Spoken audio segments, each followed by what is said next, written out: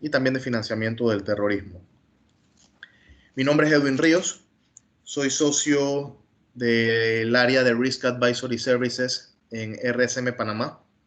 Es un placer pues estar aquí nuevamente con ustedes en este segundo webinar dedicado a temas de AML. Para nosotros es muy importante, antes de empezar, que ustedes conozcan pues un poco de nosotros, quiénes somos como empresa, quién les está hablando del otro lado, digamos, de la pantalla. Así que vamos a tomarnos unos 5 minutos solamente para darles un overview, un resumen de lo que pues viene siendo nuestra empresa, para ponernos en contexto y poder entonces empezar con el material. RSM Panamá forma parte de RSM International, pues RSM International a nivel mundial está considerada como una de las redes más grandes de servicios de contabilidad, auditoría, impuestos y asesoramiento, presente en más de 120 países a nivel mundial, con alrededor de 800 oficinas y 43,000 personas o colaboradores entre ejecutivos, personal de administración, personal de operaciones o producción, entre ellos auditores, consultores, asesores, tributaristas, contadores. Y a nivel mundial, pues tenemos un ingreso de 5.7 billones de dólares, lo cual nos hace ser dentro del ranking de firmas a nivel internacional, pues el número 6 dentro del ranking. En RCM Latinoamérica, pues estamos presentes en alrededor de 20 países, con unas 77 oficinas y alrededor de 3,000 colaboradores. De igual forma, ejecutivos, personal de profesional y personal administrativo.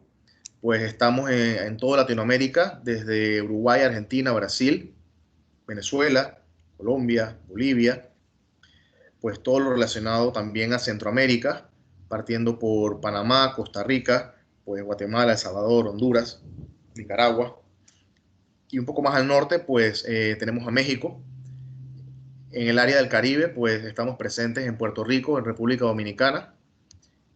Y a nivel, digamos, del norte de América, pues en todos los Estados Unidos. De hecho, a nivel de Estados Unidos somos la número 5 a nivel mundial. Y también tenemos una gran representación en el territorio de Canadá. A nivel de RCM Panamá, pues somos una estructura de 4 socios, 2 dedicados a los servicios de auditoría, pues relacionados a las actividades de estados financieros o dictamen de los estados financieros. Cuando un banco pues requiere una línea de crédito o requiere pues de un estado financiero auditado para alguna de las empresas, pues se provee este servicio, al igual que revisiones especiales, procedimientos especiales, pues todo lo que tiene que ver con la auditoría financiera. Tenemos un área especializada para esto, es el principal, digamos, servicio de la firma, y lo lideran 2 socios, Julio Cruz, Ricardo Deschamps. En el área de contabilidad, pues brindamos servicio de outsourcing contable o tercerización de la función de contabilidad para planillas y outsourcing. Pues también tenemos un equipo ejecutivo liderado también por un socio, Julio Cruz. En el área de impuestos, pues esta área es liderada por el señor Aristides Batista, también socio director de la oficina de Panamá, antiguo líder regional de tributación a nivel de RCM Latinoamérica. Pues esta área se encarga de todos los servicios de planificación fiscal, precios de transferencia, declaraciones fiscales, peritajes y también auditorías de cumplimiento o auditorías fiscales. Y nuestra área, que la llamamos Risk Advisory Services, o el área de asesoría en gestión de riesgos, pues es liderada por mi persona, Edwin Ríos. Soy socio de esta línea de consultoría y pues brindamos servicios de auditoría interna también tercerizada, ya sea total o parcial, a sujetos obligados financieros como también no financieros, por ejemplo bancos, tenemos bancos, fiduciarias, empresas del sector de valores, empresas no financieras. También pues en lo que respecta a auditorías internas, pues apoyamos a las organizaciones que tienen ya un auditor de planta a desarrollar pues su función de auditoría interna o su plan de trabajo de auditoría interna, utilizando pues el enfoque basado en riesgo que las normas requieren. También somos parte de algunos comités de auditoría, de juntas directivas que pues por ser auditores internos en algunas instituciones financieras, pues tenemos que participar e interactuar mucho. A nivel de tecnología, pues servicios de auditoría de sistemas, certificaciones, por ejemplo, para el proveedor de servicios Telered, para las tarjetas de débito ATM, ACH para transferencias locales, temas de plataformas de imagen y documentación, temas también de seguridad de la información. A nivel de gobierno corporativo, esta es una línea bastante interesante desde el punto de vista que pues, nos enfocamos en hacer evaluaciones independientes para determinar el cumplimiento y el estándar de sanas prácticas en materia de gobernanza. Pues también brindamos capacitaciones a miembros de junta directiva, comités. En lo que respecta a riesgos, pues nos relacionamos en el desarrollo de implementaciones de procesos de gestión de riesgos, utilizando diferentes metodologías, también indicadores de riesgos, manuales de políticas, procedimientos de riesgos. Y en lo que respecta a prevención del riesgo capital, que es nuestro, digamos, tema de hoy, pues hemos desarrollado una serie de productos y servicios bastante interesantes, partiendo con nuestro principal, que es la evaluación independiente de la auditoría del programa de cumplimiento requerida por las leyes locales e internacionales. También damos servicios de capacitación a juntas directivas, así como capacitaciones generales y específicas. Realizamos pues análisis de brechas o gap análisis sobre los requisitos de corresponsalía y bancos extranjeros, también como parte de una estrategia regional con la firma de Estados Unidos y las otras firmas miembros a nivel de Latinoamérica. Evaluaciones tecnológicas en lo que respecta a sistemas de monitoreo transaccional, ya sea sistemas de monitoreo en línea o de cierre al día siguiente o batch. Todo lo relacionado a la auditoría interna tercerizada para la prevención, digamos que una institución financiera tenga su auditor interno de planta, pero no tenga los suficientes recursos, capacidades o competencias para poder realizar esta función, se puede tercerizar con nosotros, así como otros aspectos ya relacionados a diagnósticos de madurez, diagnóstico de madurez de los modelos de riesgo, que es un poco lo que vamos a hablar el día de hoy, el gap análisis de los modelos de riesgo, y bueno, el hecho de participar pues, en muchos comités de prevención en diferentes también instituciones financieras, pues nos ayuda a capitalizar mucho conocimiento y experiencias, la forma de pensar de los directores, miembros de comités de prevención y de junta directiva, pues enfocados a desarrollar estrategias y procesos de vigilancia dentro de estas instituciones para efectos de prevención de blanqueo de capitales.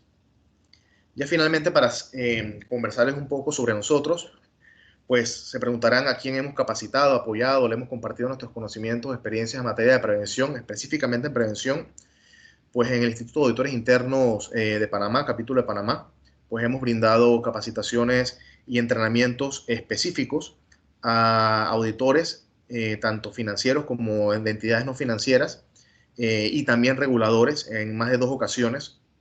Hemos también dado conferencias a nivel de algunas organizaciones como la Asociación Bancaria de Panamá, que desarrolla anualmente el Congreso Hemisférico. Pues hemos estado presentes y dando conferencias frente a 1.200 personas, al igual que la Asociación de Oficiales de Cumplimiento de Panamá, la SOCUPA, alrededor de 500 personas en varias ocasiones. Bancos de licencia internacional, licencia general también.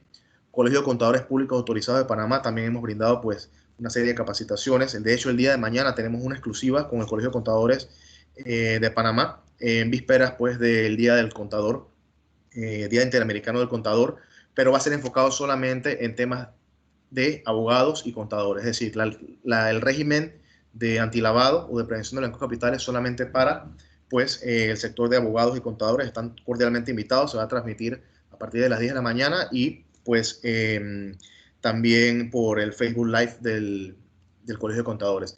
De igual forma, el Colegio Nacional de Abogados, con la PED, hemos hecho foros con la Intendencia o actualmente Superintendencia de Sujetos No Financieros, en conjunto con la Unidad de Análisis Financieros, miembros del órgano legislativo, precisamente con la Asociación Panameña de Ejecutivos de Empresas. Mucha experiencia también dando entrenamientos y talleres en materia de prevención al sector fiduciario, firmas, abogados. Al Ministerio de Gobierno desarrollamos entre 2018 y 2019, pues una serie, 2017-2018, perdón, una serie de entrenamientos pues dedicados a todas las organizaciones sin fines de lucro y fundaciones en específico sobre el régimen también de antiblanqueo. Y a nivel de régimen internacional, pues también hemos dado, pues somos responsables del desarrollo de la práctica desde Panamá, en conjunto con Brasil, con Estados Unidos, con México, para efectos de desarrollar la práctica de servicios de prevención de blanqueo de capitales y auditorías requeridas por corresponsales o bancos corresponsales extranjeros. En otros sujetos obligados financieros y no financieros, pues hemos tenido experiencia con firmas de abogados, con inmobiliarias, sector de la construcción, desarrolladoras, también con empresas establecidas en Panamá Pacífico, Zona Libre, empresas del sector de autos, entre otras. Así que esto es prácticamente nuestro resumen. Hemos sido profesores de la Universidad Especializada del Contador Público Autorizado por allá por el año 2008 al 2010 aproximadamente, pues en temas de gestión de riesgo de auditoría interna. Así que queríamos contarles rápidamente sobre nosotros antes de empezar. Nuestro segundo webinar, pues relacionado al gap análisis para la calibración de los modelos de riesgo de lavado de activos. Muy bien, para efectos de esta presentación es muy importante poder calibrar el temario, ¿no? Nosotros hemos revisado la lista de participantes, que de hecho hemos tenido buena concurrencia. Tenemos participantes de Argentina, de Brasil, de Colombia, de El Salvador, de México, de Perú, Puerto Rico, Estados Unidos, Uruguay y Panamá, registrados dentro del programa de webinars. Y también muy interesante, tenemos sectores o sujetos participantes de sujetos obligados financieros, bancos, fiduciarias, casas de valores, entre otros, financieras, y sujetos obligados no financieros, firmas de abogados, autos, como también reguladores. Bienvenidos, pues tenemos reguladores financieros, reguladores no financieros, también registrados. Así que esto nos permite pues calibrar pues la presentación, ya que definitivamente el sector bancario, por digamos el tiempo que tiene de estar regulado, tiende a ser un poco más técnico en estos temas de riesgos. Sin embargo, si lo vemos desde el punto de vista de no financieros, pues apenas, digamos, el nivel de, digamos, de desarrollo en estas prácticas, pues ha empezado a surgir a partir de 2015 con temas de Ley 23. Tenemos algunos objetivos muy puntuales para esta presentación, pues definitivamente nos interesa que podamos comprender el concepto y la aplicación del enfoque basado en riesgo para los sujetos obligados financieros y los no financieros, poder revisar algunas referencias de organismos internacionales y locales en materia del enfoque basado en riesgos, por ejemplo, Gafi, Gafilat, la Ley de Secretos Bancarios de Estados Unidos, Grupo Wolver, Sarlaf, por ejemplo, también hizo. Vamos a concentrarnos específicamente en lo que consideramos más atinados para ambos sujetos obligados. Algunos aspectos relevantes de la evaluación de riesgos, pues, o de los modelos de evaluación de riesgos relacionados al perfil de riesgo de los sujetos obligados financieros o no financieros. Por ejemplo, conocer un poco los modelos, el desarrollo paso a paso, dar algunos ejemplos muy puntuales. De igual forma, pues, conversarles sobre los aspectos relevantes de las metodologías para la clasificación de riesgos de clientes, cuáles son sus elementos requeridos, las variables, los temas de segmentación, hablar un poco de correlación sin entrar mucho en temas técnicos. Hablar, por otro lado, de los aspectos relevantes de las evaluaciones de riesgo en cuanto a nuevos productos, servicios, tecnologías. Ver qué nos dice también un poco el Gafi en función a esto, qué nos dicen algunos reguladores locales. Hablar un poco también de temas de gestión propia de riesgos, como vienen siendo los indicadores claves de riesgo, o los famosos KRI, para riesgo de lavado o de prevención, pues algunas características, atributos, ejemplos. También hablaremos de la gestión de riesgo operativo, que es considerado uno de los principales destructores del riesgo de cumplimiento y riesgo integral. Pues hablar de algunas consideraciones, temas de matriz, impacto del riesgo operativo, pues el riesgo integral. Y así sucesivamente, que todas estas, digamos, literaturas y ejemplos prácticos nos puedan ayudar a realizar pues mejores evaluaciones de riesgos, dar herramientas a los sujetos obligados no financieros y no financieros, y al gobierno corporativo de estos, para poder revisar y aprobar todas estas metodologías de riesgos, como también para poder actualizarlas y a su vez poder pues calibrarlas, que es lo que al final año tras año se requiere en estos procesos de actualización. Al final quisiéramos cerrar con un ejercicio rápido, un pantallazo rápido de lo que son las guías de enfoque basado en riesgos, quizás conversar un poco los principios, el modelo, los procesos, para dar un poco de luces en cuanto a la aplicación. Así que en función a eso vamos a enfocarnos en estos objetivos. Creo que todos conocemos lo esencial de un enfoque basado en riesgos. Número uno, se conoce que entre más riesgo, pues más control se requiere en materia de prevención. Y entre menos riesgo, pues menos control se requiere en materia de prevención. Es decir, el control es directamente proporcional al riesgo desde el punto de vista del enfoque basado en riesgos. Hablamos también de su vinculación. El enfoque basado en riesgo tiene su vinculación directa con el programa de cumplimiento, en función a este mismo principio. El programa de cumplimiento, pues, en función a la cantidad de riesgo o al incremento de riesgo de un sujeto obligado financiero o no financiero, pues va a ser mucho más robusto. Al final, como puede ser menos robusto en el caso de que este sujeto obligado financiero o no financiero tenga menor cantidad de riesgo.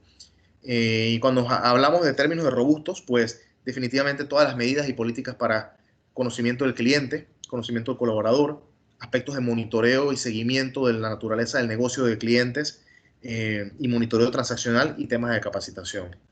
Así que esto generalmente es lo que conocemos. Hay una pregunta muy general que pues hoy en día nos hacemos. ¿Es realmente el enfoque basado en riesgo un tabú para los sujetos obligados? Esto lo preguntamos porque hay mucha literatura sobre el qué es el enfoque basado en riesgo, pero muy poca sobre cómo se desarrolla, cómo se implementa. Y la poca que existe no te da, por ejemplo, muchos modelos o ejemplos, valga la redundancia, de paso a paso poder desarrollar una metodología específica de riesgos dentro de lo que viene siendo pues, el alcance de una regulación en materia de prevención del blanqueo de capitales. Entonces, en función a esto, vamos a analizar algunas limitaciones, digamos, importantes o principales que hoy en día pueden impactar la aplicación y la gestión de este enfoque basado en riesgos en los sujetos obligados financieros, principalmente los no bancarios, y en los sujetos obligados no financieros. Vamos a hablar del primero, los recursos y las capacidades. Definitivamente que los sectores obligados, los sujetos obligados no bancarios y los sujetos obligados no financieros por regulación no requieren una función de riesgo o un departamento de riesgo o un responsable de riesgo. La función de riesgo se reparte en diferentes champions dentro de la administración o dentro de las diferentes áreas para poder gestionar riesgos. Algunos de manera proactiva han establecido pues, funciones de riesgos.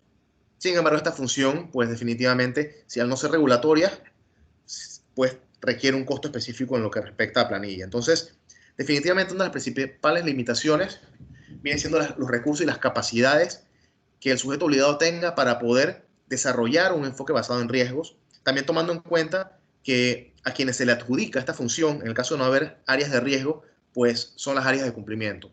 Hay una realidad, no todas las áreas de cumplimiento tienen conocimiento en materia de riesgo, pueden saber muy bien de temas legales en materia de blanqueo de capitales, pero propiamente hablando, metodologías, modelos de calibración, de correlación estadística de riesgos, pues definitivamente hasta antes de ley 23 esto realmente no se manejaba mucho.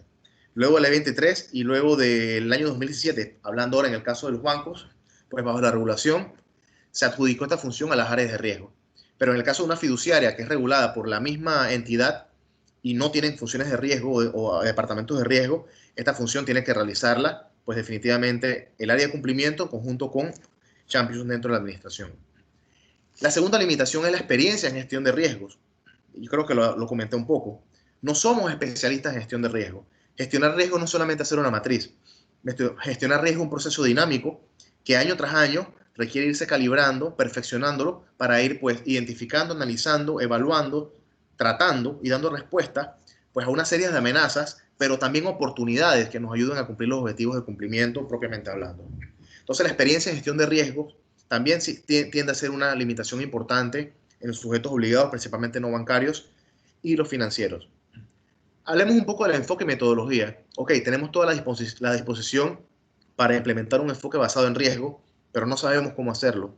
No tenemos una metodología o vemos una metodología como COSO ERM, Enterprise Risk Management, tenemos una metodología como ISO, tenemos una metodología como SARLAF, que en el caso de Colombia pues es regulatoria, tenemos metodologías, digamos, publicadas digamos, en Internet, como la ASNZS de Nueva Zelanda y Australia, que de hecho es la metodología que se utilizó para diseñar pues, toda la sección de proceso dentro del enfoque basado en riesgo, de las guías de enfoque basado en riesgo de la Superintendencia de Bancos de Panamá. Así que el tema metodológico también tiende a confundir porque muchas veces se mezclan metodologías. Puedo empezar con COSO y mezclo la norma australiana y al final tengo dos qué, pero no tengo el cómo. Entonces, el tema de enfoque y metodología también tiende a ser una limitación muy importante para poder realmente que agregue valor una gestión de riesgos en materia de blanqueo de capitales. Los retos de calibración. Esto es un proceso dinámico. Año tras año en los procesos de actualización, revisión, mejor conocimiento de los riesgos de lavado y financiamiento de terrorismo en los clientes o los sujetos obligados financieros y no financieros, pues tiene el reto de calibración. Realmente el objetivo de esta revisión es poder calibrar, y calibrar significa ajustar. Ajustarlo a mi perfil de riesgo como sujeto obligado financiero o no financiero. Si soy un banco, si soy una fiduciaria, si soy una empresa de autos, una empresa de abogados, si soy una casa de valores, etcétera, pues yo debo ajustar mis metodologías de riesgo a mi perfil de riesgo, que conlleva pues una serie de clientes, productos, servicios, canales. Una actitud limitada también, y esto depende también del tono, en curso de control interno, pues el primer principio, o dentro del primer componente se habla del tono de top, o sea, el tono de lo más alto. Aquí si la junta directiva, si el gobierno corporativo no le da importancia y no le ve el valor más allá de la regulación a los procesos de gestión de riesgo, esto nos limita importantemente a que realmente un proceso de riesgo pues, pueda operar y realmente permita llegar a los objetivos de calibración al perfil de riesgo que uno pues, requiere como sujeto obligado. Entonces, esta actitud limitada también nos lleva a enfocarnos muchas veces solamente en lo que la regulación me pide. Es que el regulador me dice que A más B es igual a C. Sí, perfecto, eso se puede cubrir, pero puedes establecer metodologías alternas que ayuden y que refuercen este cumplimiento, que lo hagan mucho más efectivo en cuanto al A más B es igual a C. Salir un poco de la zona de confort o ese requisito mínimo que exige, en este caso, la política interna o la política regulatoria para que realmente una gestión de riesgos se enfoque en valor. Es difícil de auditar, claro, si establecemos diferentes metodologías de aplicación, si el auditor propiamente no tiene conocimiento en gestión de riesgos o no tiene conocimientos en riesgo de lavado de activos, pues la gestión de evaluación permanente y auditoría interna y externa se vuelve mucho más compleja. El auditor no solamente tiene que tener conocimiento en leyes o regímenes de blanqueo de capitales o de prevención, tiene que tener también conocimiento en gestión de riesgos. Y por supuesto en técnicas de auditoría. Entonces, el conocimiento deberíamos dividirlo en un 33% de auditoría, un 33% cumplimiento y un 33% de gestión de riesgo para que realmente un auditor pueda enfocarse en los aspectos relevantes de la auditoría o la evaluación de un programa de cumplimiento. La importancia y el entendimiento del gobierno corporativo. Muchas veces se hacen muy buenas metodologías de riesgos, sin embargo se recibe poca retroalimentación por parte de los miembros de junta directiva o de la alta gerencia. Número uno, porque la metodología puede ser muy compleja, puede ser mal difundida o poco difundida, o puede no representar un importante valor para pues, el gobierno corporativo. Entonces aquí se pierde o se genera una limitación. El riesgo de esto es que hoy en día el estándar de supervisión regulatoria por parte de diferentes organismos de supervisión financiera y no financiero, pues están llevando a hacer entrevistas a los miembros de junta directiva, presidentes de comités de prevención, presidentes de comités de auditoría, presidentes de comités de riesgo, para que expliquen el entendimiento de las metodologías. Entonces es muy importante que estas metodologías sean bien difundidas, sean bien calibradas y puedan ser bien conversadas o bien analizadas con las áreas de gobierno corporativo, llámese juntas directivas, alta gerencia. Y por último, pues una limitación muy importante, y creo que lo mencionábamos inicialmente, es la ausencia de un estándar o un modelo de gestión de riesgo uniforme por sector o industria. Sabemos mucho el qué, de hecho, en muchas literaturas y normativas hablan del qué, sin embargo, lo que se puede hablar de cómo es muy poco, o no te establecen los diferentes modelos que puedan ayudar a guiar a los sujetos obligados financieros o no financieros al desarrollo de su metodología, de su enfoque basado en riesgo. Qué interesante sería que en el caso de una casa de valores, por ejemplo, o de las casas de valores, el regulador se pronunciara y dijera, mira, aquí está el modelo de riesgos que pudieses adaptar para el negocio de casas de valores, otro para administración de valores. En el caso, por ejemplo, de la superintendencia de bancos, un modelo de riesgo para bancos de licencia internacional, licencia pues, general, un modelo de riesgo para fiduciarias, un modelo de riesgo para pues, financieras, entre otras reguladas. De igual forma, en el caso de la superintendencia de sujetos obligados no financieros, pues una guía que permita establecer el enfoque basado en riesgos y los modelos para efectos de las firmas de abogados, para los sector de la construcción, bienes inmobiliarias, para el sector de la zona libre, para el sector auto, para el sector casino, etcétera. Entonces se sabe mucho del qué y el cómo, y quiero dejar este mensaje que viene a continuación, que prácticamente son clips muy cortos relacionados al enfoque basado en riesgo que vamos a ir corriendo durante la presentación al inicio de cada.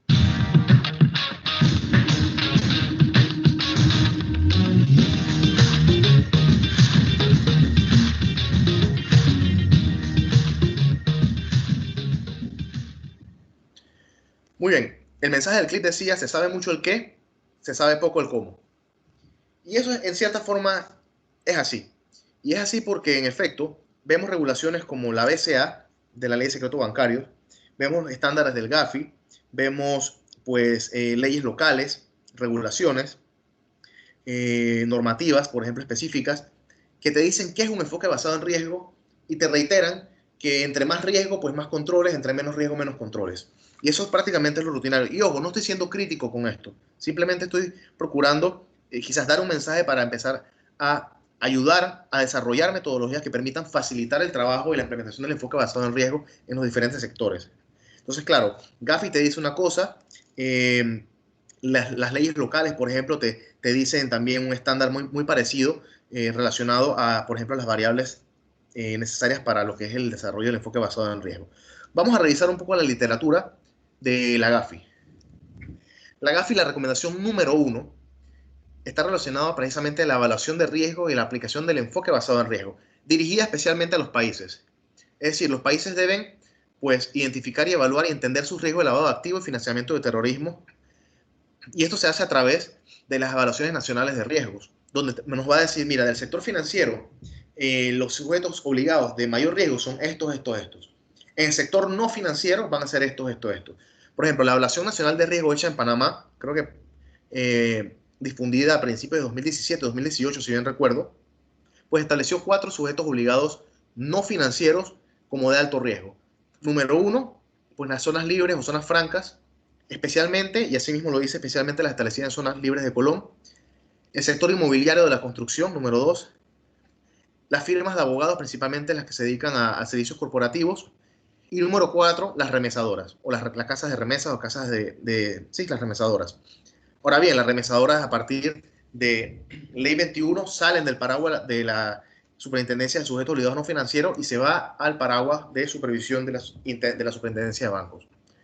Pero esta guía o esto nos dice prácticamente cuáles son las áreas de mayor vulnerabilidad desde el punto de vista de riesgo, desde el punto de vista de la ubicación geográfica y los productos y servicios de Panamá propiamente en materia de lavado de dinero. Asimismo, cada país pues también tiene su evaluación nacional de riesgo y determina en función a su tipo de productos, servicios relacionados al PIB, pues realmente cuáles son las actividades de mayor riesgo. Definitivamente, países que tienen múltiples fronteras, que tienen recursos o medios de transportes aéreos, terrestres y marítimos por diferentes sectores o fronteras, pues incrementa definitivamente el riesgo. Así sucesivamente. En el segundo bloque, pues fíjense que la GAFI habla ya prácticamente de la aplicación del enfoque basado en riesgo, también para asegurar que las medidas de prevención, controles, sean proporcionales a los riesgos identificados. Lo que les decía, entre más riesgo, más control, entre menos riesgo, menos control. Por tercer punto, digamos, se extrae de esta recomendación número 1 de sus notas interpretativas que los países, es decir, el Estado, cada gobierno, debe exigirle, ahora sí, a cada sujeto obligado financiero y no financiero que identifiquen, evalúen y tomen una acción eficaz para mitigar sus riesgos. Y eso se hace, pues, a través, esas exigencias se hacen a través de leyes, a través de acuerdos, a través de resoluciones y a través de circulares. La GAFI tiene unas guías de enfoque basado en riesgo para diferentes tipos de sectores o de sujetos obligados. Vale la pena revisarlas. Dicen bastante el qué, en algunos casos detallan el cómo para algunos sectores. Es una buena forma, digamos, de poder aterrizar un poco el enfoque basado en riesgos cuando estamos teniendo limitaciones en lo que es la aplicación. A ver, ¿qué más nos dice la GAFI? El Grupo de Acción Financiera también nos dice que hay obligaciones y decisiones propias para los países y propias para los sujetos obligados no financieros, aunque son muy similares. Para el caso de los países, hay obligaciones y decisiones relacionadas a la evaluación de riesgo país, lo que les comenté, para determinar los sectores o industrias de mayor riesgo y de menor riesgo, es decir, sujetos obligados de mayor riesgo, sujetos obligados de menor riesgo. También las posibles exenciones que puedan existir. Por ejemplo, aquí en Panamá siempre se ha cuestionado por qué el E23 no incluye, por ejemplo, a los temas de subastas de caballos, por ejemplo. Esa es una pregunta que ha quedado abierta pues dentro del análisis nacional de riesgo y dentro del E23 porque no ha sido incorporado. También los procesos de supervisión y monitoreo del riesgo del país. Si lo aterrizamos a las obligaciones del sujeto obligado y el sujeto obligado no financiero, pues también hay obligaciones, y esto a través de los diferentes reguladores, de poder establecer mecanismos para evaluar su riesgo como sujeto obligado, es decir, mi perfil de riesgo como banco, como fiduciaria, como casa de valores, como cooperativa, como firma de abogados, como inmobiliaria, como empresa de autos, etcétera, y poder determinar mi perfil de riesgo. Los procesos de cómo se administra o gestiona el riesgo de lavado de activos y financiamiento del terrorismo a través de metodologías, de políticas, de regulaciones, para determinar de igual forma cuáles son los sujetos obligados financieros y no financieros, digamos, de mayor y menor riesgo, poder regularlos y establecer algunos factores relevantes de riesgo que puedan ser parte del ejercicio. Todo esto en su conjunto, país, sujetos obligados financieros y no financieros, pues traen como desenlace pues, una evaluación nacional de riesgo que a su vez genera la ley local de cada país, luego las regulaciones para el sujeto obligado financiero y sujeto obligado no financiero, y dentro de esto, pues las políticas internas. Entonces, esto es, digamos, como se empieza a desarrollar el enfoque basado en riesgo desde perspectivas de país. Seguramente ustedes han visto o han conocido de este comunicado que el 8 de abril de 2020, Gafi Latinoamérica o Gafilat, pues emitió relacionado a los riesgos emergentes de lavado de activos y financiamiento del terrorismo asociados al COVID-19 o a la pandemia. Con el ánimo pues de fortalecer los sistemas de antilavado de activos y financiamiento del terrorismo, fíjense, utilizando de igual forma el enfoque basado en riesgo para poder abordar estas vulnerabilidades y amenazas. Y entre una serie de riesgos, pues que se detallan y que están listados, hemos tratado, digamos, de ser lo más precisos en listarlo, se habla mucho de todo relacionado al incremento de fraudes financieros y de estafas o esquemas Ponzi para inversiones fraudulentas, es decir, esquemas piramidales, todo relacionado también al tráfico de medicamentos falsificados o tráfico ilícito y adulteración de todo lo que tiene que ver con mercancías, equipos, insumos médicos, sanitarios, mascarillas, guantes, etcétera, precisamente por la situación de crisis o estado de emergencia. Por otro lado, en cuanto a los planes de ayuda financiera de los gobiernos, pues también se están empezando a dar suplantaciones de identidad o estableciendo sitios web falsos para poder cometer fraude, estafas relacionadas a estos planes de ayuda del gobierno sobre la población que está desesperada definitivamente porque ya no está percibiendo los mismos ingresos, está desempleada, entre otras afectaciones. El riesgo de un repunte en delito de corrupción, fíjense que ni siquiera hablan de incremento, es un repunte en delito de corrupción por condiciones de estado de emergencia, pues definitivamente se flexibilizan algunos controles en la compra o adquisición de bienes y servicios por el estado de emergencia y esto incrementa o genera una vulnerabilidad desde el punto de vista de corrupción, que personal de Estado o empresa pues se presten para realizar actividades ilegales o vinculadas a temas de corrupción para beneficiarse en estado de emergencia. Todo lo que tiene que ver con el incremento de las operaciones financieras remotas, hoy en día precisamente por estado de cuarentena no podemos salir de casa, estamos limitados a ciertos horarios, asimismo en otros países estamos igual en temas de cuarentena, se tiende a hacer aprobaciones con excepciones, es decir, ya el nivel de control interno, si antes requería 3 revisiones, ahora posiblemente requiere una, porque definitivamente ha habido una merma en personal o ya el control interno, para no hacerlo tan burocrático en estos tiempos de crisis o de pandemia, pues tienen que agilizarse para tomar mejores decisiones a nivel de empresa. Entonces, todo esto en su conjunto incrementa el riesgo de que, pues, por ejemplo, las operaciones financieras remotas, hoy en día todo lo estamos haciendo por internet. Hay que tener mucho cuidado con las páginas web, lo que uno va a comprar, precisamente por el tema de suplantación de identidad o sitios web falsificados, temas de ciberseguridad, mensajes de WhatsApp que están llegando para solicitar pues información o solicitar recargas de tarjeta, por ejemplo, eso se ha incrementado en estos tiempos de pandemia. Riesgos relacionados pues a la reducción de volumen de investigaciones y ROS. Claro, al tener una merma en personal de cumplimiento, porque mucho ha sido suspendido, mucho ha sido reducido en jornada laboral, no tengo los sistemas de monitoreo en full capacidad como lo tengo en la institución financiera, otros han sido despedidos. Cualquiera que sea, digamos, la afectación, pues va a traer como consecuencia de que el volumen de análisis e investigaciones de situaciones inusuales y por ende posibilidad de reportes de operaciones sospechosas, pues también se vean reducidos en cuanto a capacidades. Definitivamente que la reducción del staff en los sujetos obligados agrava esta situación también porque es parte de los mecanismos de investigación. ¿Qué pasa si yo voy a investigar como oficial de cumplimiento una cuenta o un cliente? Sin embargo, el ejecutivo de cuenta fue despedido, o el ejecutivo que atiende a ese cliente fue despedido, se le suspendió el contrato, o está en jornada reducida, o cualquier acción, o el cliente no está respondiendo en los tiempos, pues eso definitivamente reduce el volumen de investigaciones o la calidad de la investigación. También reducción en personal regulatorio, pues por las medidas sanitarias que nos afectan a todos, pues también el personal regulatorio, pues ya hoy en día no puede auditar de manera, digamos, en sitio, tiene que auditar de manera control remoto o extra situ para poder cumplir con sus planes de auditoría hasta regresar a la normalidad.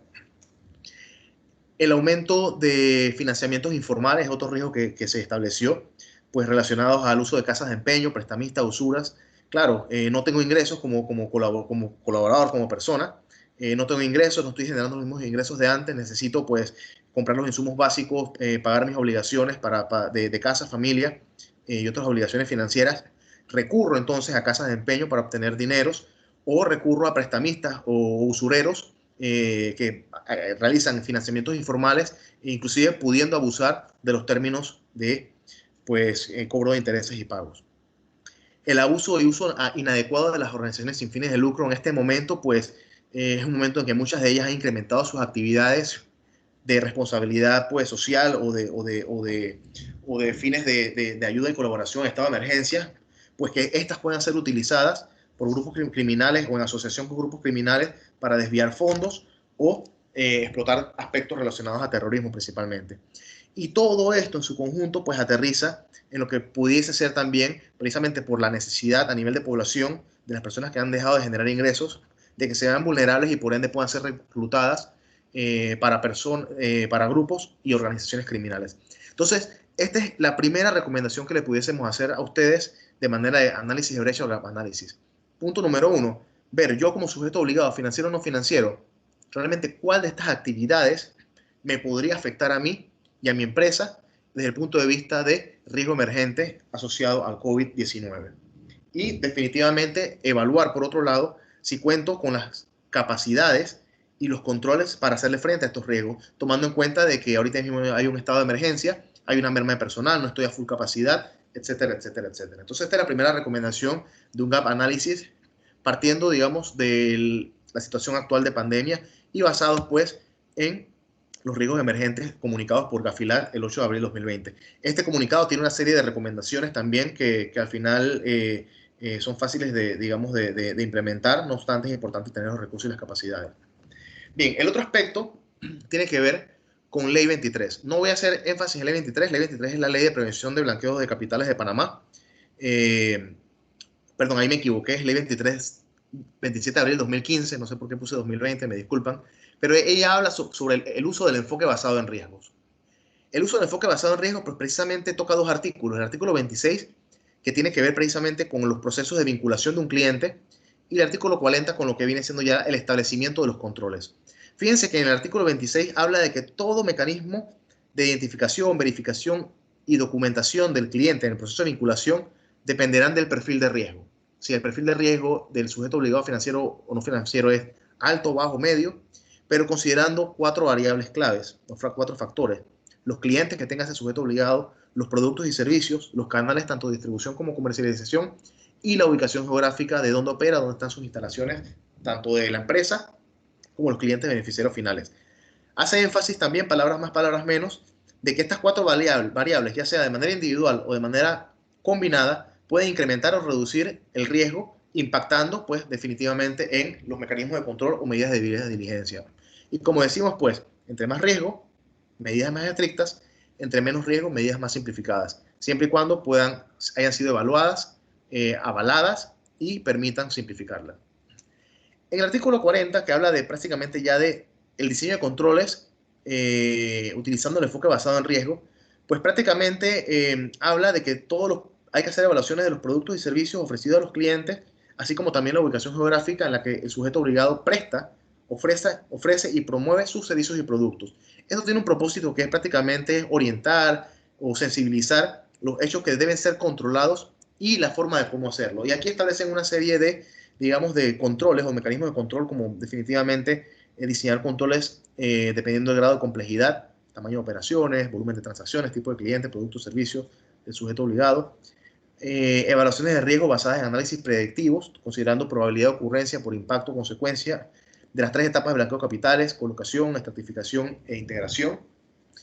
Y una serie de herramientas tecnológicas que ayuden a agregar efectividad en los procesos específicamente de vinculación, llámese bases de datos, o en el caso de monitoreo, pues herramientas de monitoreo transaccional para efectos de poder pues detectar operaciones inusuales. Esto es lo que nos dice Ley 23, reitero, de 2015, aquí me equivoqué, en materia pues de prevención de blanqueo de capitales o sobre el uso del enfoque basado en riesgos. Perdón.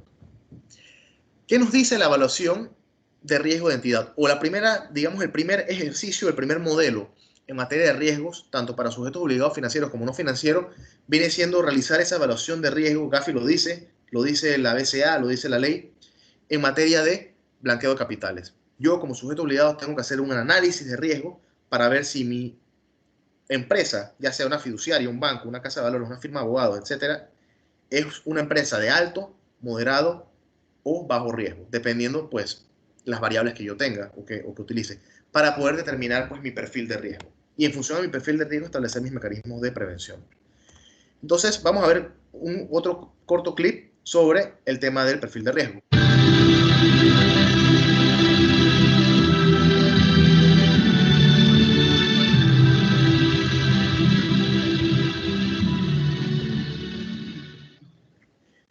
Bien, la evaluación global o de riesgo de entidad me permite determinar mi perfil de riesgo como sujeto obligado. Entonces, si nos vamos a una referencia a la literatura de la Ley de Secreto Bancario de Estados Unidos, la BCA, con la cual los bancos corresponsales auditan a otros bancos, por ejemplo, que brindan o que reciben servicios de corresponsalía por estos bancos o instituciones financieras americanas o norteamericanas. Este es el manual de estudio de todos los que tenemos pues, certificación FIBA o AMLCA o la profesional. Aquí habla de tres pasos o 3 consideraciones. Número 1, el manual de inspección sugiere determinar o realizar una evaluación de riesgo a nivel de entidad para poder determinar el riesgo AML. Número 2, evaluar y determinar que el programa de cumplimiento en efecto está en capacidad de mitigar esos riesgos identificados. Y número 3, apoyar la identificación de riesgos en la evaluación de factores y categorías ponderables. Eso lo voy a explicar más adelante porque se pone un poco técnico, pero voy a tratar de calibrarlo para no salirme un poco del marco de los participantes. Entonces, esta es la primera recomendación que se hace para la evaluación de los análisis de riesgos y determinación del perfil de riesgo. Perdón. Vamos con unos paso a pasos. Esta evaluación de riesgo se hace en dos procedimientos, en 2 pasos. Número 1, identificar las categorías de riesgos. Ya estándares como Gafi, estándares como la propia ley de secreto bancario, como la regulación panameña, bancaria o financiera y no financiera, pues han segmentado 4 categorías estándares de riesgo. Categorías, factores o variables, cualquiera el término que le queramos dar. Número 1, el relacionado a clientes, persona natural o persona jurídica. El número 2, una mezcla de productos y servicios que ofrecen. Hay entidades que solamente ofrecen productos, otras que solamente ofrecen servicios, hay otras que ofrecen ambos. Los canales de comercialización y distribución y la ubicación geográfica donde opera. Estas son las 4 variables estándares que todo sujeto obligado tiene que tomar en cuenta para poder hacer su evaluación de riesgo general o global como entidad y poder determinar su perfil de riesgo. Entonces, paso número 1 es sencillo, porque yo agarro mis clientes, yo digo, ok, como sujeto obligado, financiero o no financiero, yo tengo clientes, persona natural, clientes, personas jurídicas, tengo personas expuestas políticamente, y empiezo a listar o identificar esas categorías de riesgo por cada, digamos, factor. Productos, bueno, me dedico a vender productos, una empresa, por ejemplo, de zona libre, para Pacífico, que puede vender productos, pues, entonces, en una casa, una inmobiliaria, por ejemplo, que vende propiedades, vende bienes inmuebles, pues listar todo lo relacionado a productos. Servicios, una firma de abogados, agente residente, de creación, constitución, operación de personas jurídicas, administración de valores bursátiles, etcétera, etcétera, etcétera, etcétera. Bancos fiduciarios igual, productos y servicios, productos fiduciarios, productos bancarios, servicios bancarios, productos bancarios. Los canales de ubicación, cómo yo transmito o brindo el servicio a mi cliente a través de mi casa matriz, a través de una banca electrónica, a través de canales electrónicos, etcétera. Y ubicación geográfica, digamos, local o internacional o en otras áreas dentro del país. Entonces, este ejercicio es simplemente fácil realizarlo para poder identificar estas categorías. El paso número 2 ya es un poco más técnico. El paso número 2 realmente es entonces realizar un análisis contundente y detallado de esos datos obtenidos en esa primera fase. Esto nos va a permitir realmente comprender o conocer cuáles son, digamos, las variables de riesgo de nuestro sujeto obligado, cuál es el perfil de riesgo de nuestro sujeto obligado, para poder entonces orientar los controles internos. Fíjense que en el caso de la BCA, esta nos dice que la actualización de la evaluación de riesgo o perfil de riesgo al menos debe ser de 2 a cada 18 meses. Aquí, para efectos de regulación panameña, es cada 12 meses. Generalmente, a principios de año, en el mes de enero, se está realizando. Vamos a ver un ejemplo muy puntual, y lo estoy haciendo con un caso financiero para hacerlo, digamos, más sencillo. Cantidades iguales, riesgos diferentes. Ok, yo tengo 100 transferencias diarias de fondos internacionales. Está clarito. El promedio de transferencias son 100 diarias de fondos internacionales. Pero tengo dos situaciones, o dos consideraciones o datos. Número uno, el 75% de esas operaciones, es decir, 75 de 100 transferencias, son rutinarias. Están dentro del perfil transaccional del cliente, están bien documentadas, sustentadas, realizadas siempre a un mismo beneficiario final, que es el que fue declarado en la debida diligencia, ya sea para pagos específicos, y es una persona jurídica operativa, es decir, es un negocio que como banco o institución financiera yo conozco. Vamos a ver el escenario 2. El mismo 75%, es decir, las 75 operaciones no son rutinarias, aun cuando puedan estar dentro del perfil transaccional del cliente, pueden ser para individuos, beneficiarios o entidades o clientes y son realizadas por organizaciones sin fines de lucro o fundaciones de interés privado. Entonces, fíjense, cantidad iguales de transferencias, cantidad iguales de operaciones, pero riesgos diferentes. Definitivamente aquí nos llama la atención que el riesgo, digamos, más crítico, el riesgo más importante aquí, o el escenario mayor riesgo, viene siendo el número 2. Porque el número 1 son operaciones rutinarias, número 2 siempre están bien documentadas y sustentadas en base a su perfil transaccional y en base a la debida diligencia recopilada, siempre van a un mismo beneficiario final. Si yo tengo que hacerle un pago internacional a un proveedor internacional, y es una empresa operativa. Es decir, yo puedo demostrar mis orígenes de fondos en base a mi actividad económica. Entonces, todas estas consideraciones son las que utilizamos como ejemplo para efecto de poder determinar diferentes aspectos de productos, clientes, servicios, canales y ubicación geográfica. Vamos a ver un poco entonces ese proceso de obtención de datos para armar esta matriz de categorías de riesgo. Y no se preocupen por la imagen porque en la que sigue está más ampliada. Para yo sentarme a obtener esos datos y poder establecer una buena evaluación de riesgo, un buen análisis de riesgo y un buen perfil de riesgo, sea sujeto obligado financiero o no financiero, número uno, tengo que apoyarme en técnicas de recopilación de datos y utilizar una metodología que me lo permita, que sea consistente y me permita recopilar los datos de igual forma o de igual fuente para los clientes, productos, canales y ubicación geográfica. Es importante incluir a las áreas comerciales. Las áreas comerciales conocen el tipo de cliente, conocen el tipo de productos, servicios, conocen el tipo de canales y conocen el tipo de ubicación geográfica. Las áreas comerciales son altamente requeridas o relevantes en este proceso de recopilación de datos. Número 2, si hay departamentos de mercadeo, involucrar a los brand managers o líderes de productos y servicios, sobre todo cuando vamos a evaluar la categoría de productos y servicios, y los canales de comercialización y distribución. Involucrar áreas de segunda y tercera línea de defensa, como los gestores de riesgo, en el caso de que lo haya, cumplimiento y auditoría interna. Generalmente, estas evaluaciones tienden a hacerlas, pues, estas áreas, principalmente las áreas de riesgo y cumplimiento, auditoría interna da más que todo apoyo independiente. Involucrar al personal de mercadeo, les había comentado. Utilizar encuestas o técnicas o herramientas de encuestas o entrevistas preelaboradas que te permitan uniformemente o sistemáticamente obtener la misma información o información uniforme para clientes, productos, canales y ubicación geográfica para tener evaluaciones mucho más o datos mucho más objetivos. Apoyarse en variables estadísticas. Si del 100% de mi cartera de clientes, mi 10% es persona jurídica, ya yo tengo una consideración. Si por el contrario el 90% es jurídico, tengo otra consideración. Entonces, todos esos aspectos o variables estadísticas tengo que considerarlas. Por ejemplo, si mi producto principal es el A, en un 90%, entonces definitivamente, y el producto A está mucho más expuesto a ser utilizado para lavado de activos, entonces definitivamente este tiene mucho más riesgo que el producto B, que podría no ser utilizado. El otro aspecto es apoyarse en varias estadísticas, lo mencioné, comparar o hacer comparaciones contra la base de datos. Esto para efectos de calibración.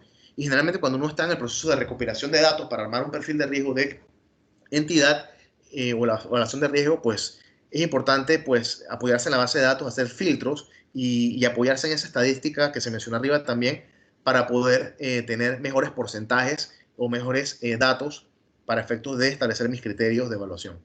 Comparar también contra las ofertas de productos y servicios para ver cuáles son los productos y servicios que actualmente mantiene el sujeto obligado. Y muy importante, considerar el apetito de riesgo y niveles de tolerancia establecidos por el gobierno corporativo. Esto es sumamente importante, se pone de último, pero sin embargo es muy importante. Esta recopilación de datos nos debe quedar así. Hice, como quien dice, un sorteo para determinar 4 sujetos obligados y estos fueron los 4 que salieron. Escogí 2 financieros o se seleccionaron 2 financieros y 2 no financieros. Vamos a analizar en la primera línea horizontal los bancos.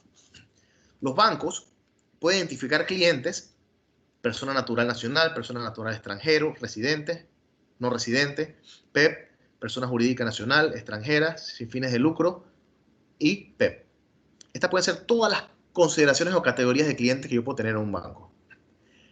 Los tipos de productos en activos, todo lo relacionado a préstamos, tarjetas de crédito, líneas de crédito, etcétera. En pasivos, cuentas de ahorro, cuentas corrientes, depósitos, transferencias nacionales e internacionales, cuentas fuera de balance, todo lo relacionado a cuentas de inversión bajo instrucción, administración patrimonial discrecional, etcétera.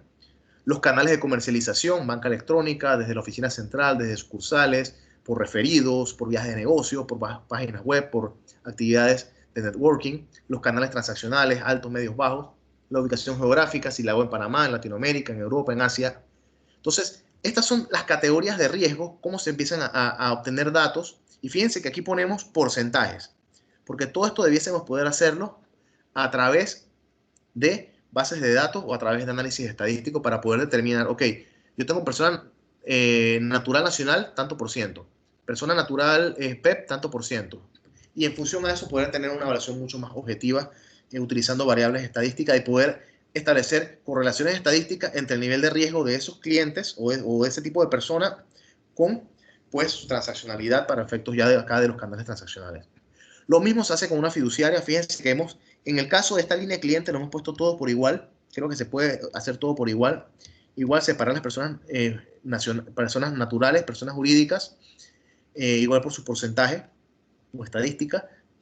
Pero en productos y servicios, fíjense, pueden ser muy diferentes. Ahora sí hablamos de fideicomisos de administración, de inversión, custodia, garantía, testamentario, cuentas de escrow o plica, servicios corporativos en algunas fiduciarias específicas.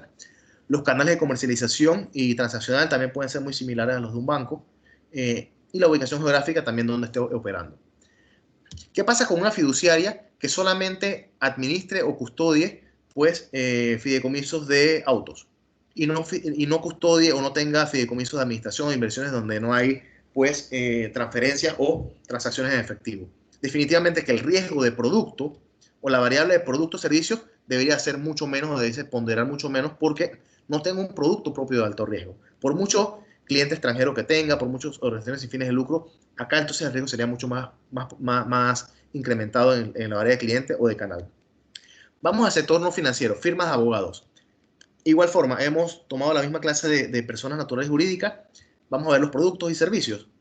Porcentaje de productos relacionados a la creación o servicios, creación, operación, administración de personas jurídicas, servicios legales o litigios, marítimos y naves, administración de dineros, valores bursátiles, compra-venta de inmuebles o participación en actividades de compra-venta de inmuebles, agente residente, actuar como director apoderado, como nominee shareholder, firmante de una cuenta bancaria, proveer domicilio, etcétera. O sea, todos los servicios que una firma de abogados corporativa pueda dar.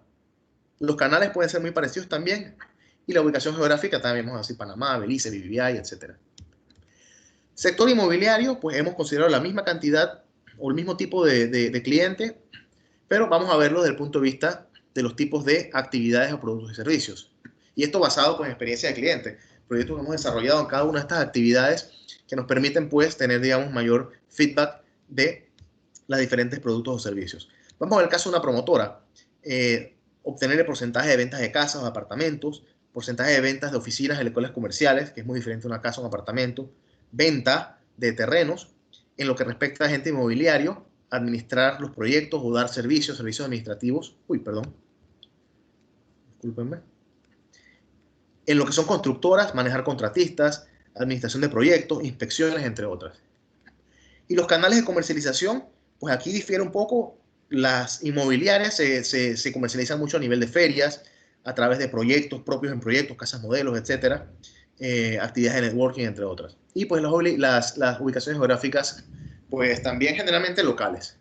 Entonces, esta es la forma en la que se recopilan los datos. Yo necesito, para poder recopilar todos estos datos y poder correlacionarlos estadísticamente y obtener estas variables estadísticas, involucrar a este poco de personas que se comentaron anteriormente. Es decir, personas de negocios, personas de ventas, personas de marketing, personas de operaciones, todo aquel que me pueda dar insumo para poder recopilar de manera uniforme y a través de una herramienta uniforme como estas, que es sencilla, pues todas mis consideraciones de clientes, productos, servicios, canales y ubicación geográfica. Esto nos debe llevar entonces, perdón, a mi perfil de riesgo. Claro, detrás de todo esto hay una matemática, que eso sí queda a criterio y a discreción de cada sujeto obligado a las políticas de gestión de riesgo interna o al apetito de riesgo y tolerancia que se establezca a nivel de junta directiva. Pero pongamos un ejemplo donde la variable cliente, pongamos una primera opción, donde la variable cliente, canales, productos y ubicación geográfica ponderan todas por igual al 25%. Todas por igual ponderan al 25%, ellas al final me ponderan sobre 100. Y vemos una segunda consideración, opción, está en azul o celeste, donde estas mismas variables ponderan de manera diferente. Y esto es si lo hacemos en función a lo que analizamos atrás, en la diapositiva anterior, en el proceso de recopilación de datos, identificación de factores.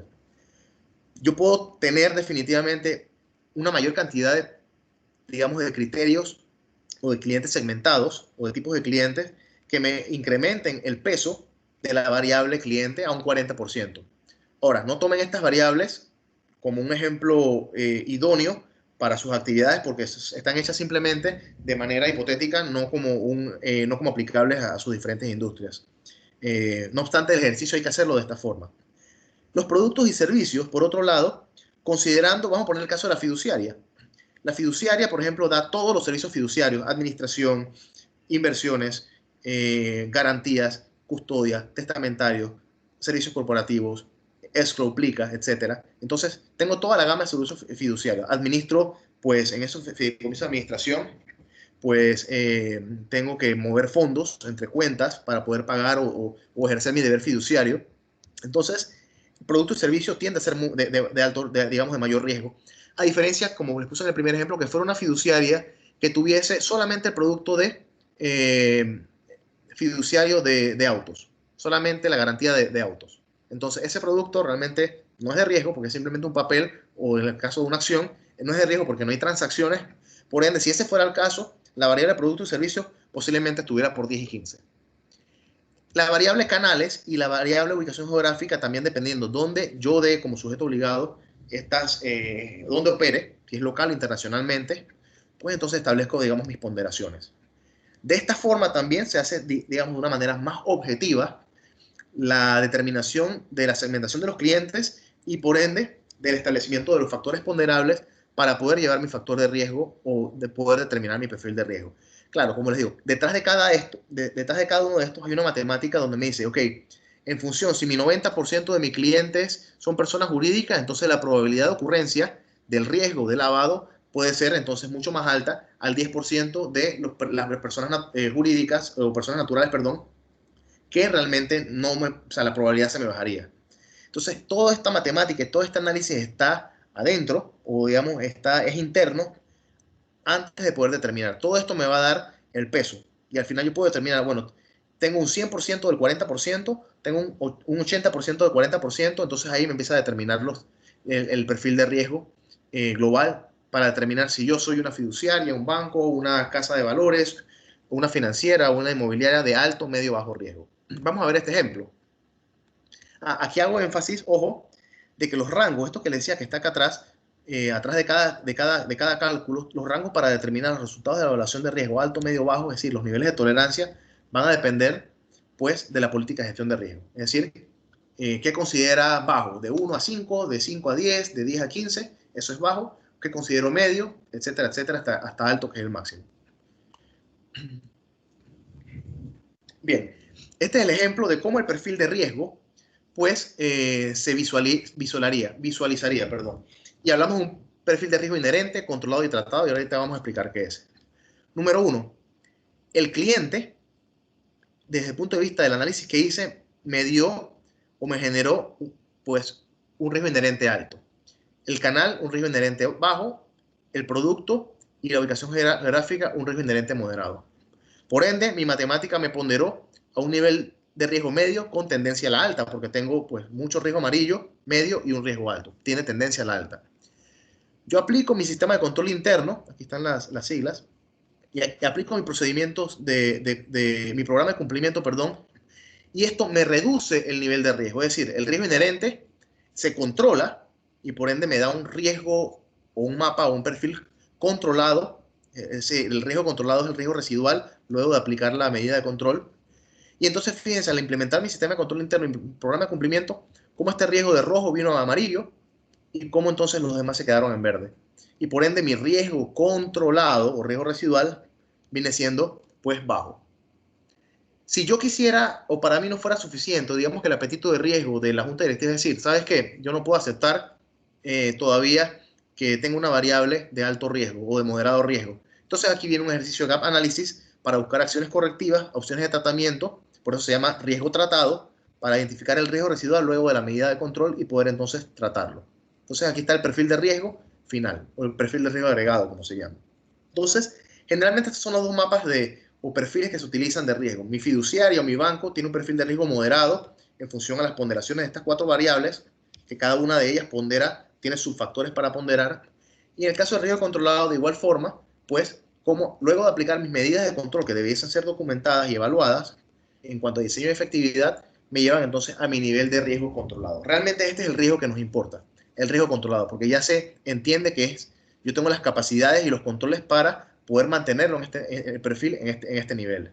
Si yo no tuviese buenos controles, posiblemente esta evaluación estuviese todavía moderada o en amarillo. Entonces, esto es lo que todo sujeto obligado, en atención a lo que pide Gafi, en atención a lo que pide la BCA, en atención a lo que pide la ley pues local, en este caso ley panameña, igual va a aplicar para las leyes internacionales, pues se refiere como a el perfil de riesgo de la institución o del sujeto obligado. Bien, vamos a los aspectos de clasificación de riesgo del cliente. Ya yo sé que mi fiduciaria, mi banco, mi casa de valores, mi firma de abogados o mi inmobiliaria es de alto, medio, bajo riesgo. Ahora yo tengo que analizar realmente cómo yo vinculo a mis clientes y cómo yo hago escrutinio de mis clientes para determinar si mi cliente es de alto, medio, bajo riesgo, ya sea persona natural, persona jurídica, PEP, extranjero, no extranjero, etc. Entonces vamos a ver qué nos dice el clip.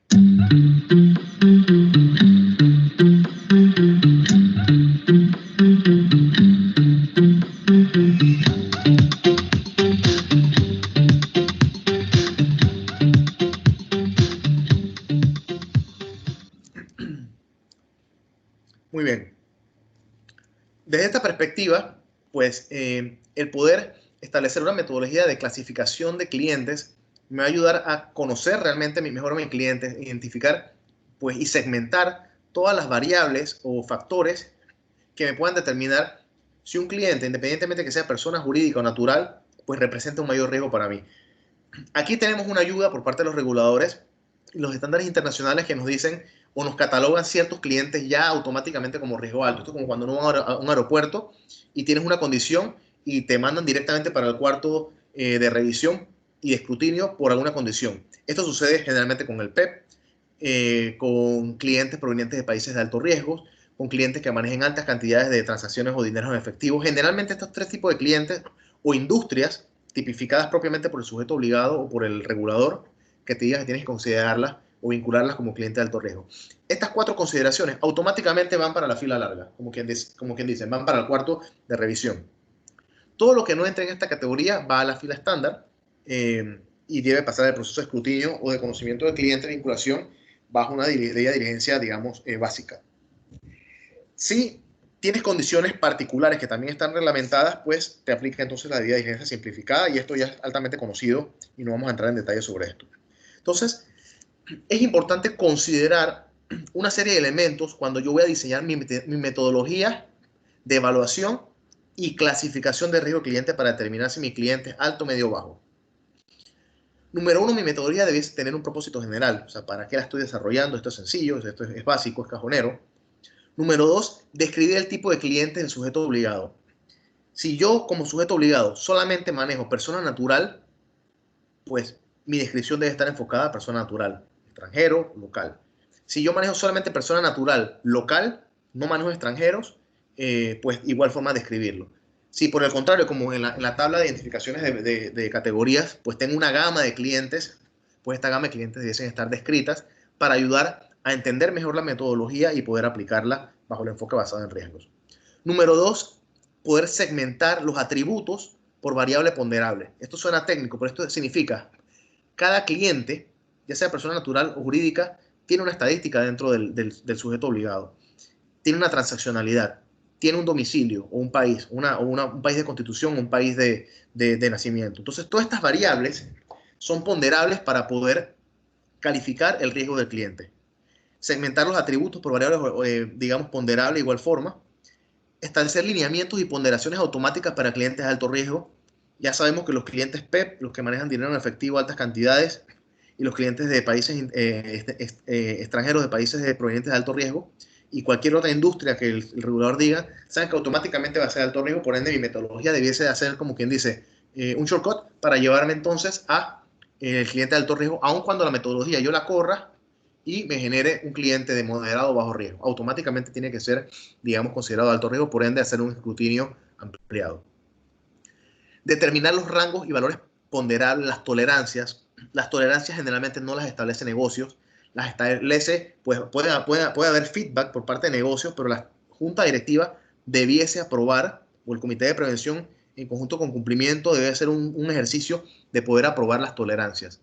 Porque no es verdad que para un cliente, persona natural del ejecutivo A, se le aplica alto riesgo para esta consideración y al ejecutivo de clase B o el ejecutivo B se le aplica a su cliente de otra manera. Debe ser todos por igual.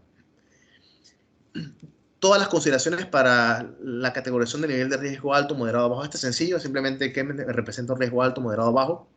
Hay metodologías que te llevan a riesgo muy alto, riesgo bajo, riesgo muy bajo. Eso dependerá, pero generalmente el estándar es alto, medio, bajo. Es sencillo, es confiable y es económico aplicarlo y evaluarlo.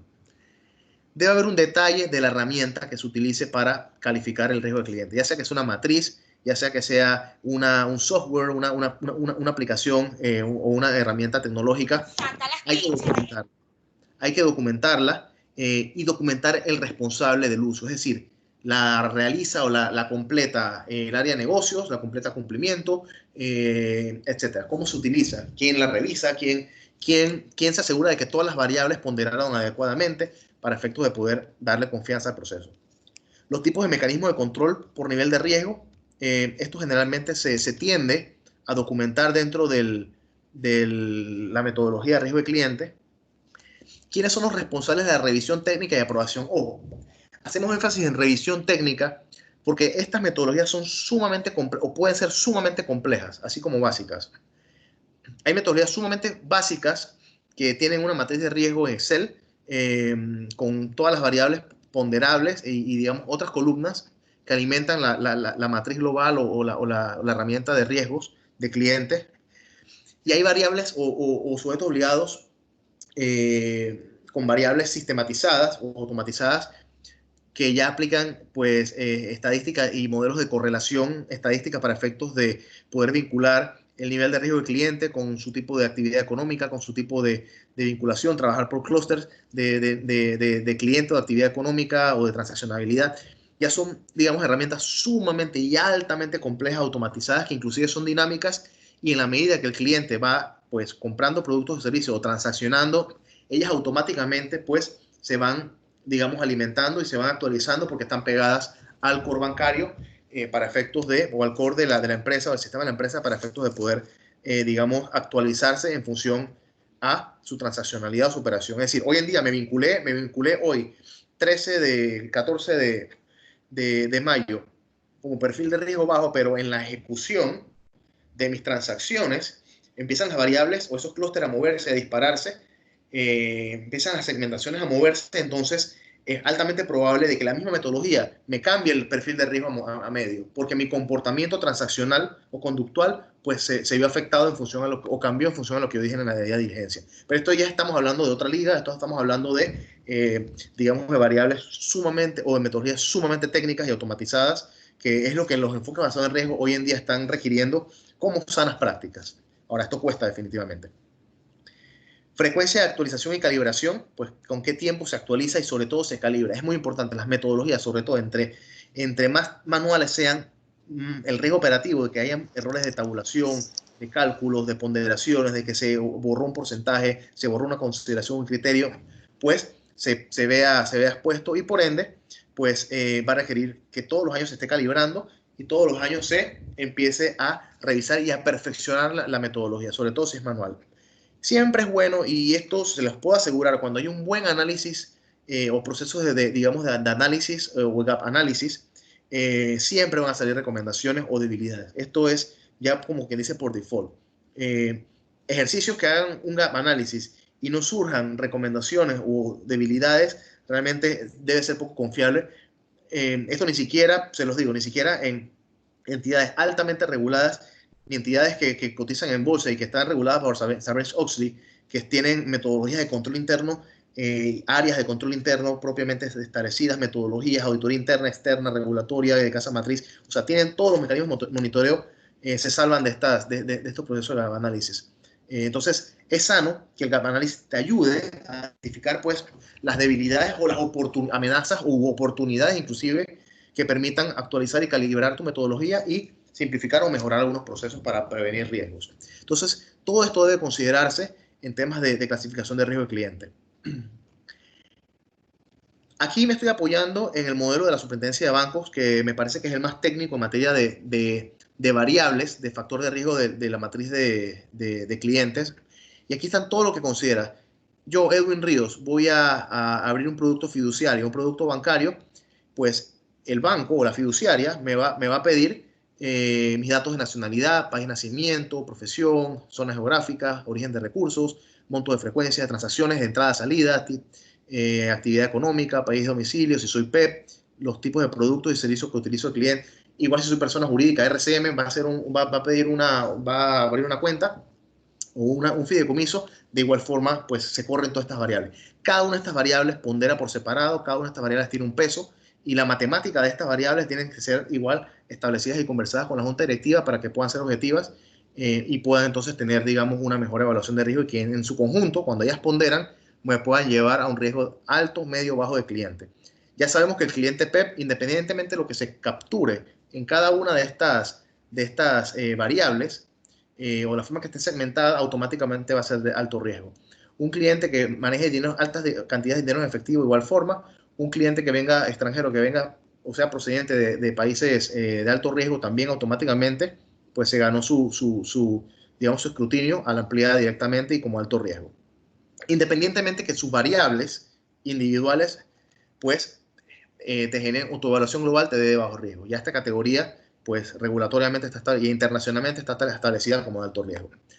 Hay una variable nueva que surge con Ley 70 y como parte de haber pues, hecho la evasión fiscal grave como delito precedente a blanqueo de capitales, es ahora ya no me interesa saber necesariamente o simplemente el origen de los recursos de los fondos del cliente. Yo, Edwin Ríos, voy, abro una cuenta y por ende me dicen, ok, ¿usted a qué se dedica? No, yo soy auditor, trabajo en RCM, esto, lo otro. No, ahora me dicen también, ok, el destino de sus recursos, de sus fondos, hacia dónde va y si va a jurisdicciones no cooperadoras o débiles en temas fiscales. Esta es una nueva consideración que las matrices de riesgo, en este caso fiduciarias y bancarias, y el sector financiero, que es generalmente el que les pega más esta regulación, pues tiene que calibrar y tiene que considerar para el análisis de riesgo del cliente. Entonces, esta es una nueva variable, pero muy importante, los factores o los porcentajes de riesgo tienen que ser objetivamente establecidos en función realmente al conocimiento de todas las variables que se tengan o la mayor cantidad de variables posibles que se tengan para efecto de poder determinar el nivel de riesgo del cliente. Entonces, vamos al siguiente componente. Evaluación de nuevos productos y tecnologías. Vamos a ver qué nos dice el clip. Bueno, aquí no tenemos clip. No tenemos. Bien, vamos a partir de la recomendación número 15 del GAFI. Esta recomendación nos habla sobre las nuevas tecnologías. Y sencillamente nos dice que todo sujeto obligado, fíjense que aquí el GAFI habla del financiero, hace énfasis específicamente en el financiero, deben identificar y evaluar los riesgos de blanqueo de capitales o financiamiento del terrorismo, que pudieran surgir con respecto a, uno, el desarrollo de nuevos productos y nuevas prácticas comerciales, es decir, yo estoy desarrollando un nuevo producto, un nuevo servicio, una nueva práctica comercial, incluyendo nuevos canales de envío, pues tengo que hacer una evaluación de riesgos. Si estoy utilizando nuevas tecnologías o tengo tecnologías en desarrollo para poder, digamos, ofrecer productos tanto nuevos como existentes, también aplica la evaluación. GAFI nos dice que debe hacerse antes del lanzamiento de ese nuevo producto o tecnología y se deben tomar medidas pues, apropiadas para administrar y mitigar los riesgos. Vamos a ver qué nos dice la regulación panameña. Tomé dos ejemplos, en este caso, pues la regulación bancaria que aplica a bancos fiduciarias y otras entidades no financieras, no bancarias, habla de la evaluación de riesgo de productos y servicios. Hay dos artículos, 3 y 4. Te habla de la aplicación del enfoque basado en riesgo, que pues va relacionado a que tienes que evaluar los nuevos productos y servicios que vas a ofrecer a tus clientes, así como la ubicación geográfica en donde prestarás, ofrecerás o promoverás el servicio. Exactamente lo que dice GAFI. Cuando se trata de nuevas tecnologías o tecnología en desarrollo para productos nuevos o existentes, también tienes que hacer la evaluación de riesgo, también nos lo dice GAFI. Considerar el canal de distribución del producto o servicio, nos lo dice GAFI aquí, incluyendo nuevos mecanismos de envío. En caso de incursionar en nuevas zonas geográficas, también. Acá, de igual forma, habla de zonas geográficas. Evaluación antes del lanzamiento del nuevo producto o servicio, GAFI nos lo dice. Igual, debe ser antes del lanzamiento del nuevo producto. A diferencia es que la Superintendencia de Bancos sí pide un análisis y un informe documentado. Si yo voy a lanzar una tarjeta de crédito o voy a lanzar un nuevo tipo de fideicomiso, digamos que yo no tengo fideicomiso de inversiones y voy a generar un fideicomiso de inversiones o voy a empezar a ofrecer fideicomisos de inversiones a partir de 2020, entonces esta evaluación de riesgo hay que hacerla. Si yo voy a implementar una banca electrónica nueva o un nuevo canal electrónico, por ejemplo, cuando tenemos canales de transferencia ahora en los celulares, aplicaciones, eso debiese pasar por, en este caso, la evaluación de riesgos de productos y servicios y nuevas tecnologías y tener un informe a disposición que me diga si ese producto, ese servicio o esa tecnología es vulnerable o qué tan vulnerable puede ser al lavado de activos. Tiene una vulnerabilidad alta, baja o moderada. Así sucesivamente los controles.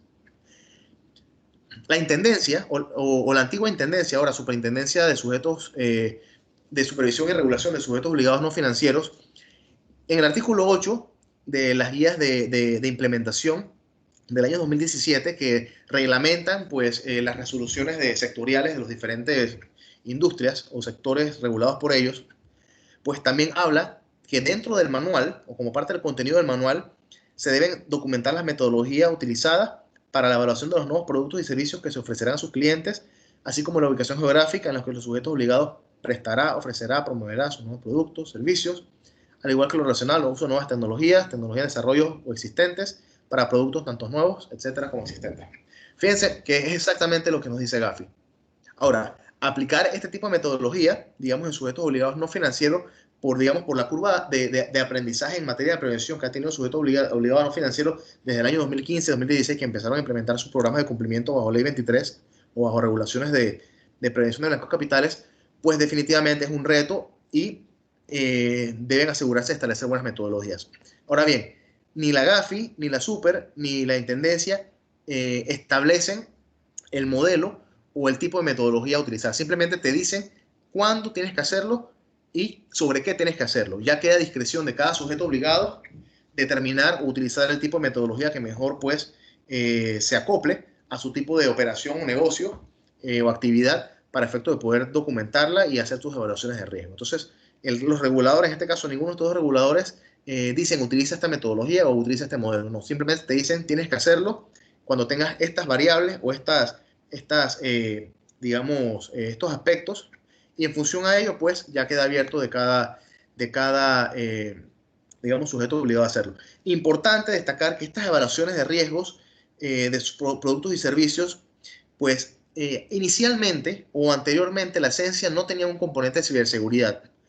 Hoy en día, bajo temas de emergencia nacional, bajo tema de pandemia y por todo lo que les comenté de riesgos emergentes asociados a COVID, sí va a ser necesario de que calibremos nuestra metodología de evaluación de nuevos productos, servicios y sobre todo de nuevas tecnologías o de tecnologías en proceso relacionadas a pues estos riesgos relacionados a ciberseguridad. Por ejemplo, si yo voy a ofrecer servicios a través de página web o voy a crear, digamos,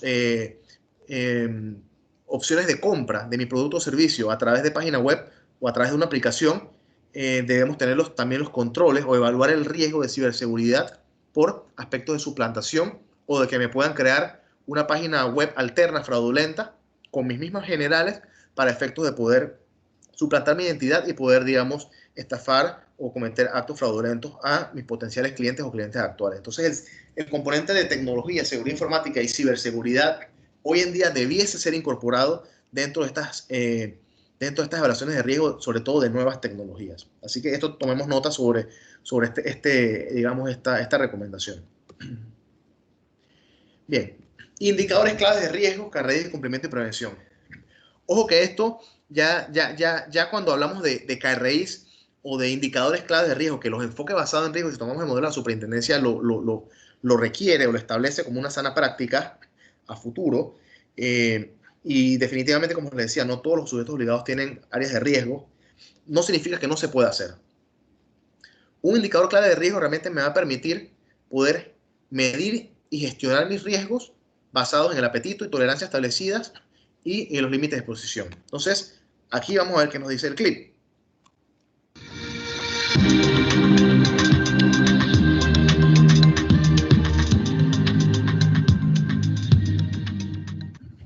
Como les decía, los indicadores de riesgos, y esto es una modalidad, esto realmente es parte de la gestión de riesgo porque tiene que ver con medición de riesgo propiamente, pues definitivamente me va a ayudar a gestionar mejor mis riesgos y mantenerlo dentro de mis límites de tolerancia. Es decir, cuánto riesgo yo permito que cualquiera de estas variables que están aquí listadas, por ejemplo, mi perfil de riesgo de entidad, tener clientes de alto riesgo, atender oportunamente o adecuadamente las alertas dentro de los tiempos, documentos incompletos de debida diligencia, planes de actualización desfasados, etcétera. Esto es lo que me va a permitir pues establecer en base a un apetito de riesgo y límites de tolerancia pues los canales de medición. Entonces vamos a ver desde el punto de vista, y ojo que esto ya es administración de riesgo propiamente, esto es gestionar riesgos, esto no tiene que ver con hacer matrices de riesgo propiamente, esto ya significa gestionar y tener tableros de riesgos que me permitan establecer ciertos indicadores que yo, desde el punto de vista de riesgo de lavado, quiero poder medir.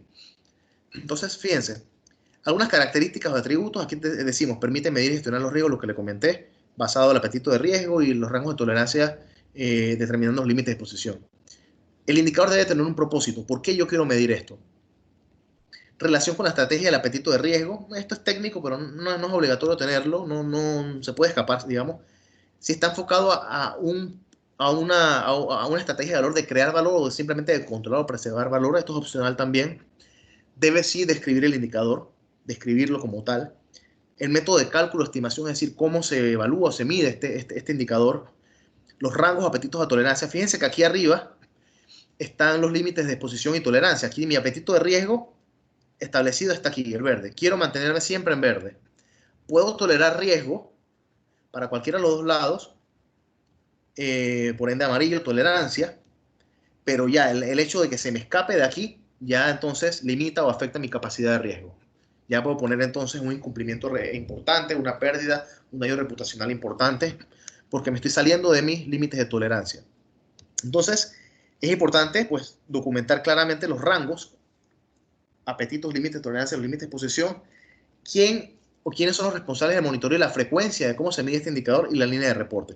Vamos a ver aquí unos ejemplos y tengo otra diapositiva que habla de unos ejemplos propiamente AML para efecto de que los puedan considerar. Por ejemplo, yo quiero medir clientes con prensa negativa o listados. Quiero medir niveles de riesgo de clientes, ya sea cantidades o porcentuales. No quiero tener más de tantos clientes o un porcentaje tanto de clientes de alto riesgo. No quiero tener tantos expedientes de mi totalidad vencidos o incompletos de vía de diligencia o un porcentaje. Quiero mantener mi perfil de riesgo de entidad como sujeto obligado bajo. Mis riesgos residuales quiero mantenerlos también bajos. Quiero tener hasta un porcentaje o un límite de colaboradores capacitados al año. Mi plan de actualización permite solamente un desfase o una desviación de tanto.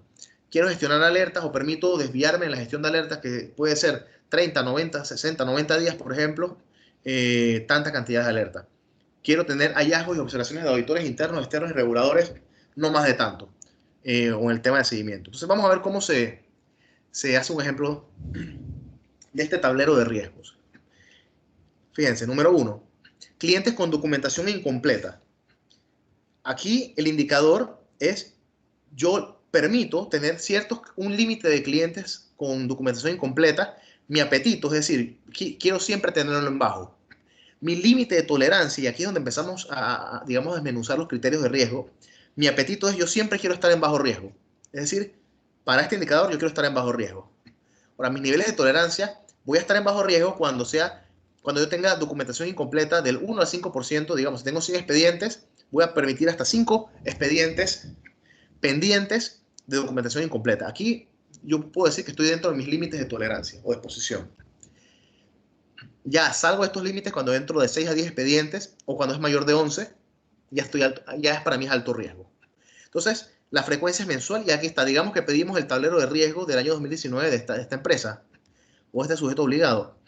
Aquí la frecuencia, en algunos casos, fíjense que es mensual, en otro caso es trimestral por cada Q o trimestre, es semestral y es anual.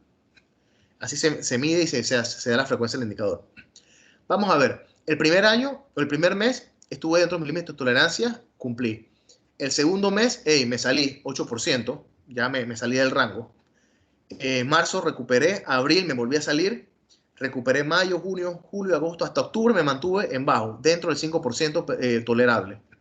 Algo pasó en noviembre que se me disparó y en diciembre pues estuve también fuera de mis límites de tolerancia. Cuando se hace la gestión de riesgo nos damos cuenta de que, bueno, mira, en febrero el ejecutivo responsable de estos clientes que se me vencieron o que no completé la información estaban de vacaciones y también coincidió, adivinen con qué, con carnavales. Abril coincidió con Semana Santa. Noviembre, fiestas patrias. Nos fuimos de vacaciones, nos fuimos de viaje y los expedientes se quedaron incompletos. Se nos disparó el nivel de riesgo, el límite de tolerancia. Y diciembre empecé a recuperar y no completé mi meta de diciembre porque venía con un desfase importante de noviembre. Entonces, esta es la forma en la que se gestiona mes a mes, pues, el indicador.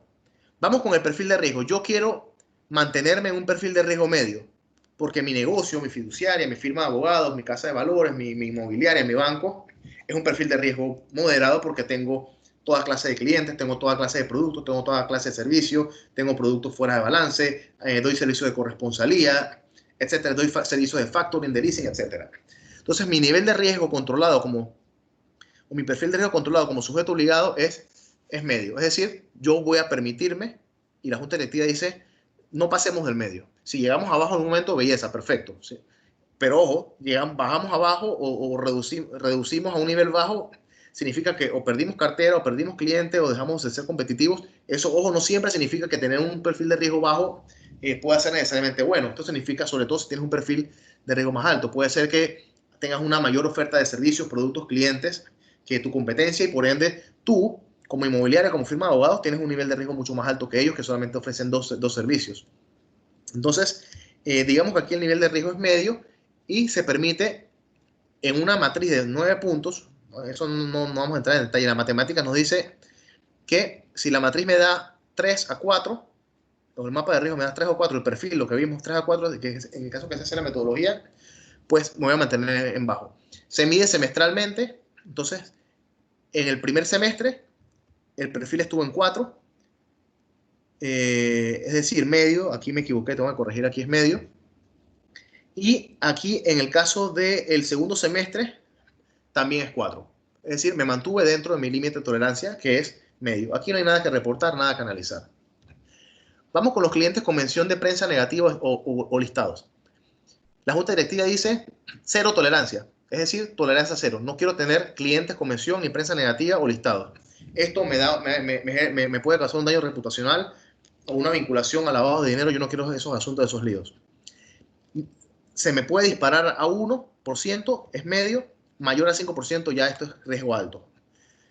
Se mide mensualmente y vemos que estuvo dentro de los límites de tolerancia, cero tolerancia durante casi 10 meses del año, pero en marzo salió 1% y en octubre 2%. Vamos a ver las razones. En el mes de marzo, el cliente que nos hizo salir o fue mencionado en una lista o una empresa negativa es miembro de una junta directiva de una empresa publicada, una empresa mencionada. Ok, el cliente o el que tiene la cuenta contigo, el que te compra productos y servicios, pues es un ejecutivo y este ejecutivo es miembro de una junta directiva de una empresa que se vio vinculada de repente a un tema de corrupción. Es solamente junta directiva.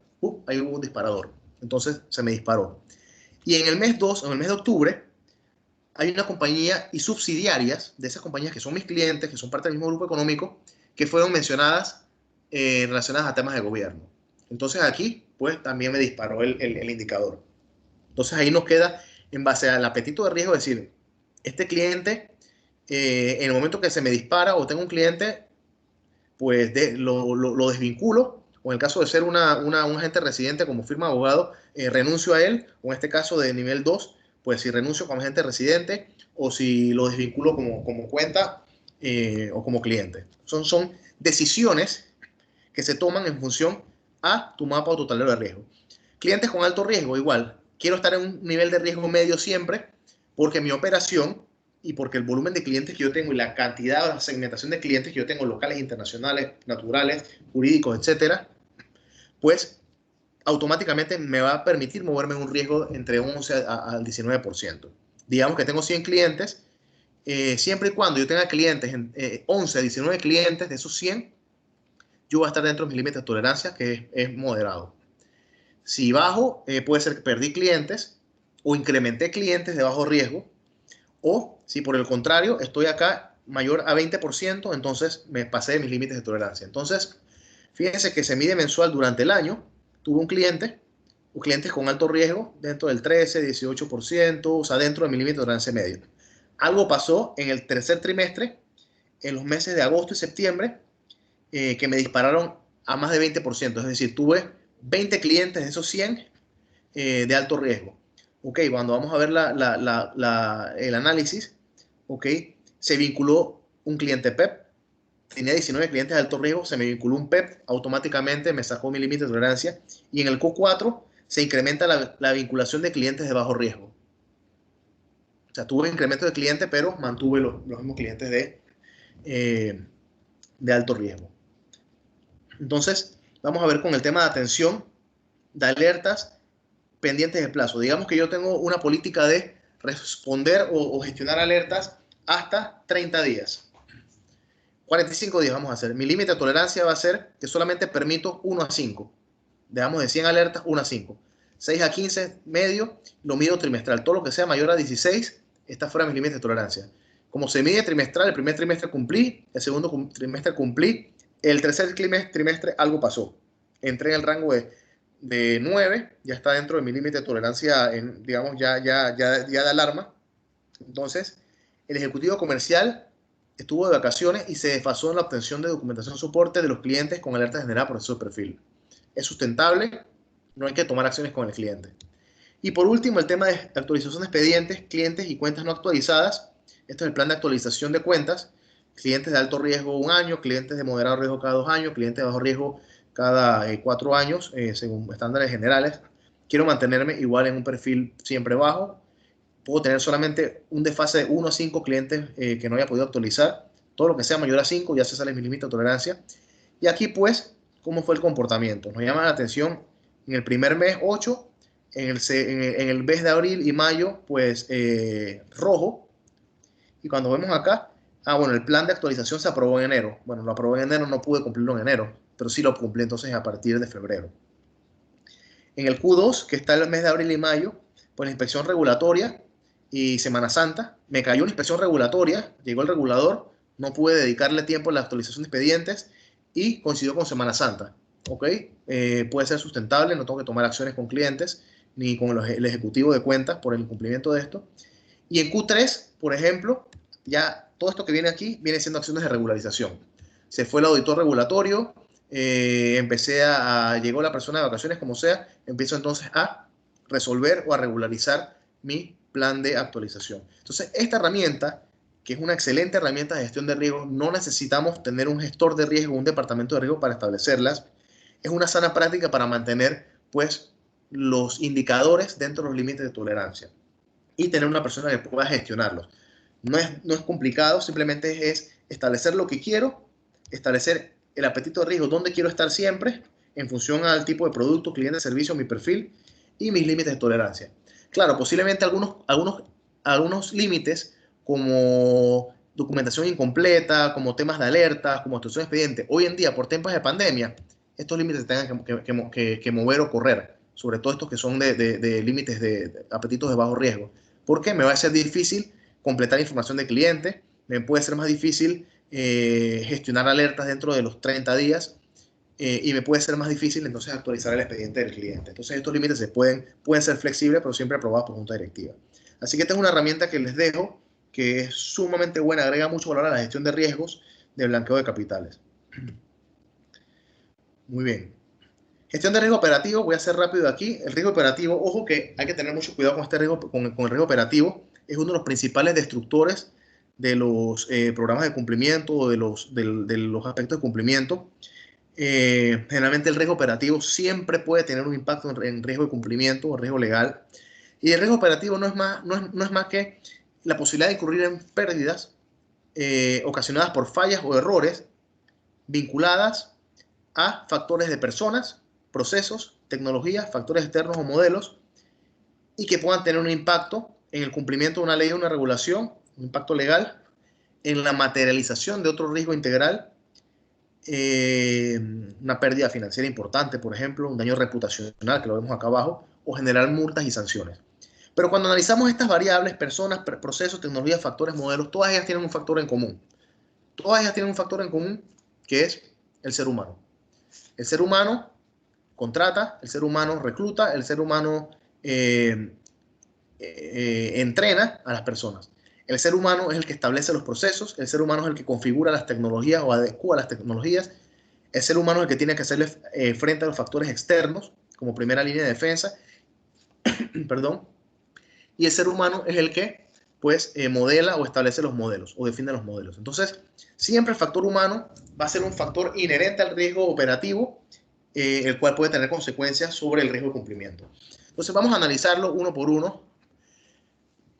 La empresa de autos o la agencia de autos, un ejecutivo de negocios y ventas vinculó un cliente sin sustentar correctamente la procedencia, el origen de sus fondos o sus recursos. Aquí el factor causa fue la persona. El ejecutivo de ventas de la agencia de autos, pues, lo vinculó sin sustentar el origen de los fondos. Vamos a ver el segundo. La casa de valores, en su manual de cumplimiento, no establece la aprobación de la alta gerencia para un cliente de alto riesgo y PEP. Es un tema de proceso. Las leyes te dicen que todo cliente de alto riesgo y PEP deben pasar por una aprobación de la alta gerencia y algunos por política interna lo suben a comité de prevención o comité de cumplimiento. Entonces, aquí la falla fue de proceso. La herramienta de monitoreo de la fiduciaria no es consistente con el perfil transaccional de los clientes y no mantiene reglas establecidas para transacciones con jurisdicciones de alto riesgo. Aquí el factor fue la tecnología. el factor de riesgo operativo de la causa fue la tecnología. No es consistente con el perfil transaccional de los clientes y las reglas no están establecidas para transacciones con jurisdicciones de alto riesgo. La firma de abogados, pues, estaba administrando los oficios requeridos por las autoridades y estos no fueron atendidos dentro de los 5 días hábiles establecidos. La firma de abogados recibió una serie digamos, de oficios o de solicitudes por parte de las autoridades y no cumplieron con la fecha de los 5 días. Ya sea por la razón que sea, pues esto es un factor externo, viene de las autoridades. También puede haber un factor causa, el tema de personas, ¿no? Pero en este caso se analizó desde el punto de vista del factor externo. El banco, en su metodología de clasificación de riesgo de clientes, pondera incorrectamente los pesos, porcentajes de las variables y omite los criterios de transacciones y zonas geográficas. Es decir, no consideró dentro de su metodología pues, el factor transacciones y el factor zona geográfica del cliente.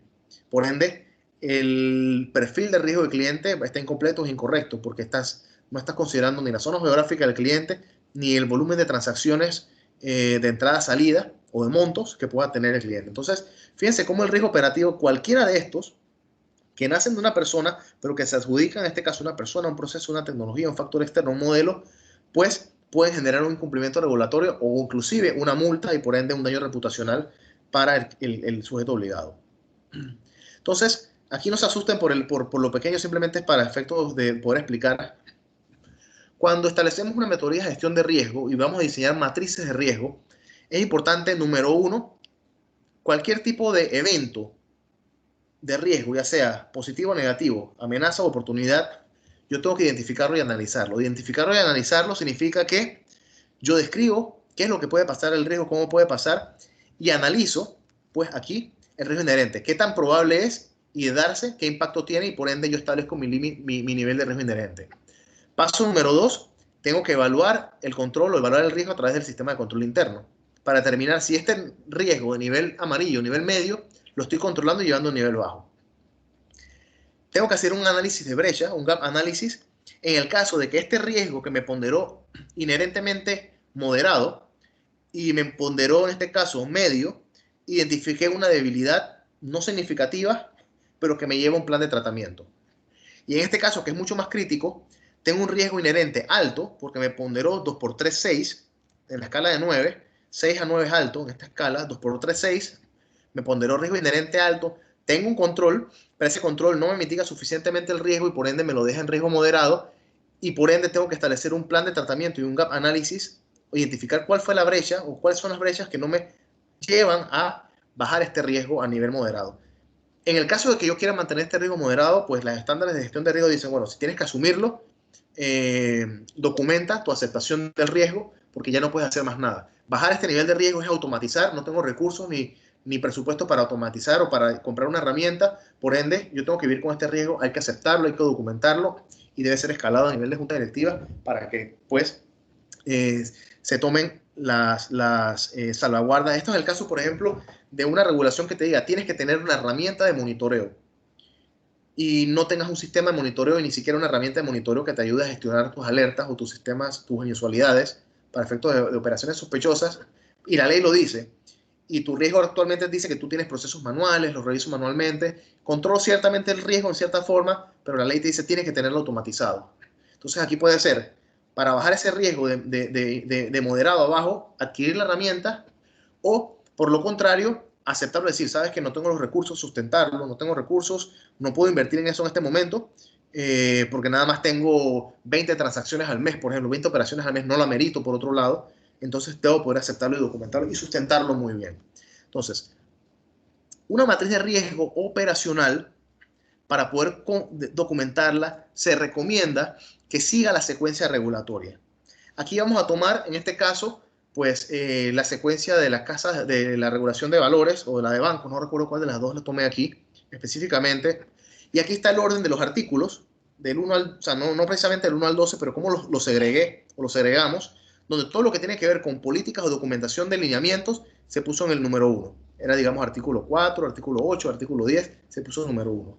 Luego el comité de prevención, luego el tema de debida diligencia, metodología, así sucesivamente, hasta el último artículo que habla de las auditorías y evaluaciones independientes. Entonces, De esa forma, yo documento dentro de mi matriz de riesgo operativo mis actividades y mis procesos de gestión de riesgo de lavado para efectos de poder pues, considerar todas las fallas por proceso, por metodología, por tecnología, por factor externo, por personas, como se mencionó en la lámina anterior, para poder gestionarlo. Entonces, se preguntarán, ¿cómo se hace esto? Aquí está la famosa matriz 3x3, es sumamente sencilla, donde documentamos probabilidad por impacto. Todo lo que me dé resultado multiplicando probabilidad por impacto de 1 a 2 es bajo, de 3 a 4 es moderado y de 6 a 9 es alto. O sea, digamos que yo tengo un riesgo inherente que me multiplicó 3 por 3, 9. Tengo un control existente. Ese control me mitigó en cierta forma el riesgo, pero me lo dejó todavía en moderado, en 4, es decir, de 9, que está aquí, bajo a 4. Implementé una nueva medida de control y pude tratar el riesgo. Y en este caso lo bajé entonces a 2. Lo tengo aquí. Ya, llevarlo a 1 ya va a depender del apetito de riesgo de la organización. Si acepto el riesgo, sí, fin, se terminó la evaluación. Si no, entonces veo opciones de tratamiento. Vamos a ver esto como un ejemplo. El riesgo de que se filtren clientes de dudosa procedencia o que se dediquen a actividades poco legítimas, afectando mi reputación como sujeto obligado. Le di máxima calificación. La probabilidad es alta, es 3, y el impacto es 3, 3 por 3 es 9, alto. Tengo un control que es la debida diligencia de clientes. Eso me bajó el riesgo 2 puntos. De 3 estaba aquí, me lo bajó a 2, de 3 me lo bajó a 2, 2 por 2, 4. Es decir, el control me quedó en 4.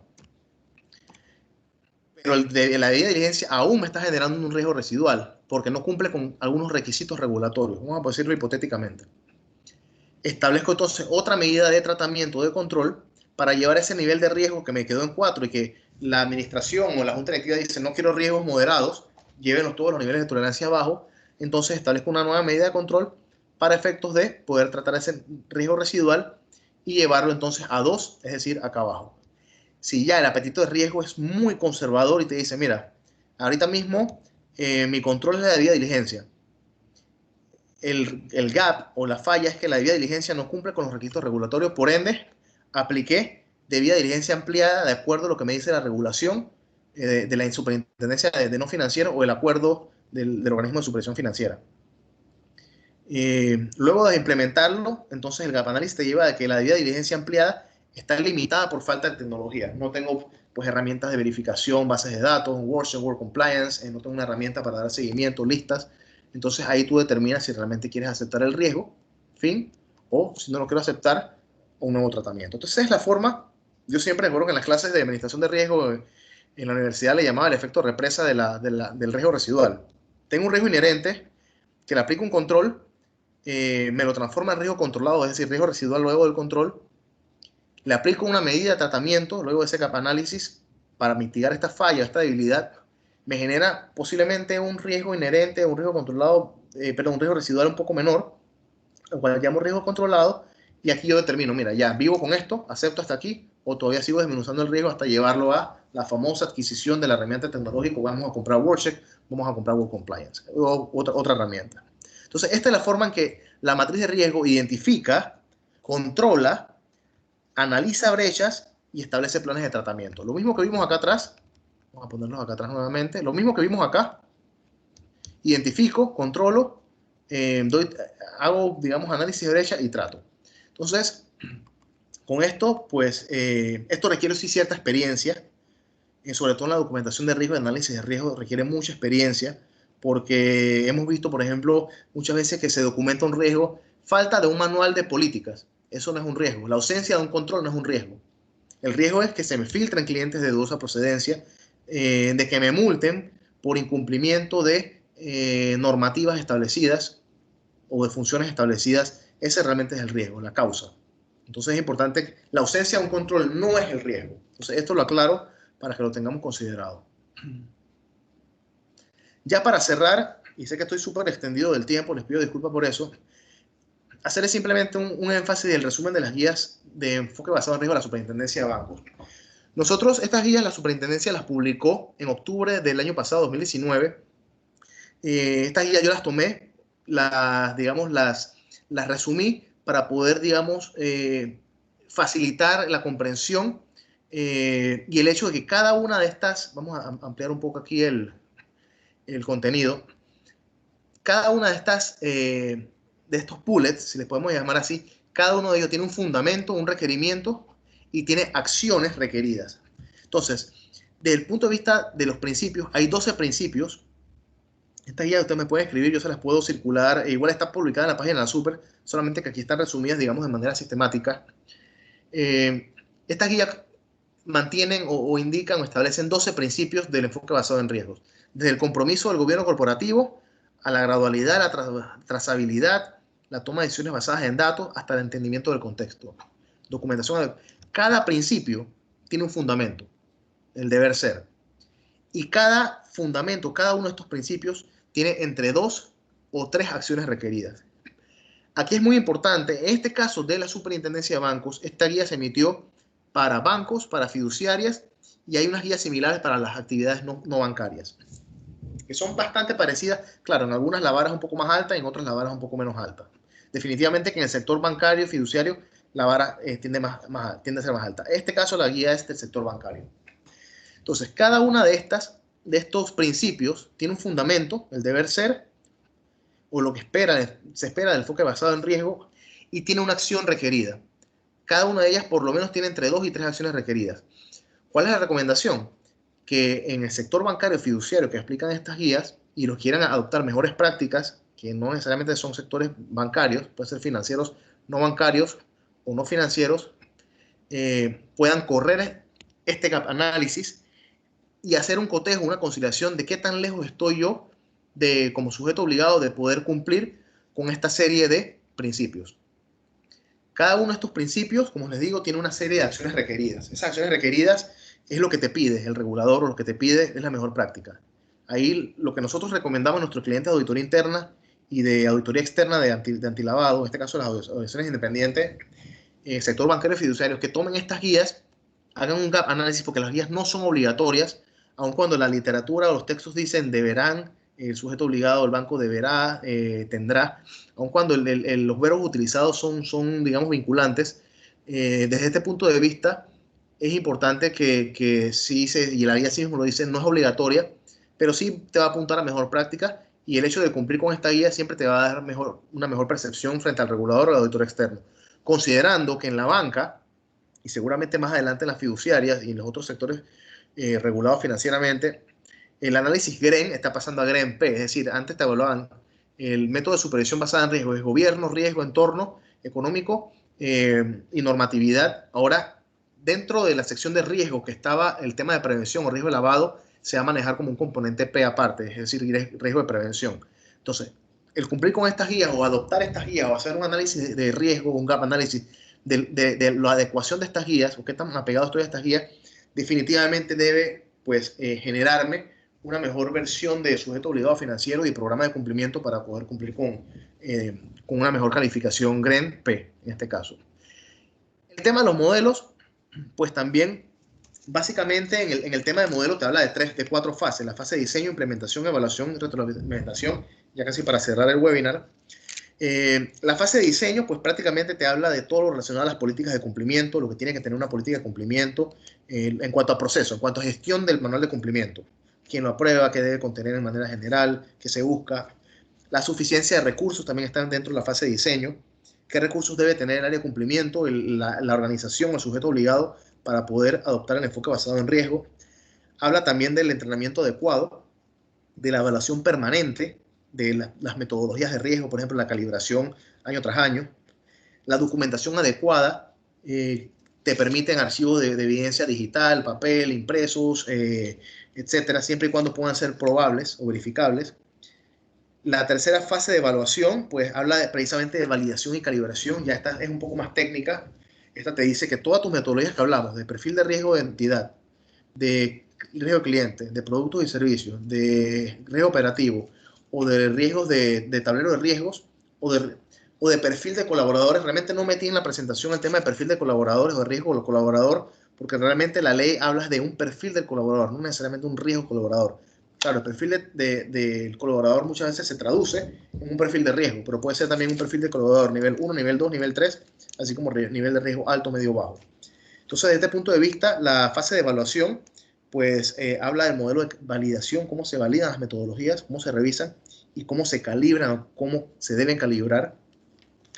Y por último, el proceso de retroalimentación e información. A nivel de proceso, y ya cerrando, pues esto, como les decía al inicio de la presentación, aquí se adoptó la norma australiana, el estándar AS/NZS de administración de riesgo, que pues te habla del establecimiento del contexto estratégico y organizacional de la administración de riesgo del sujeto obligado.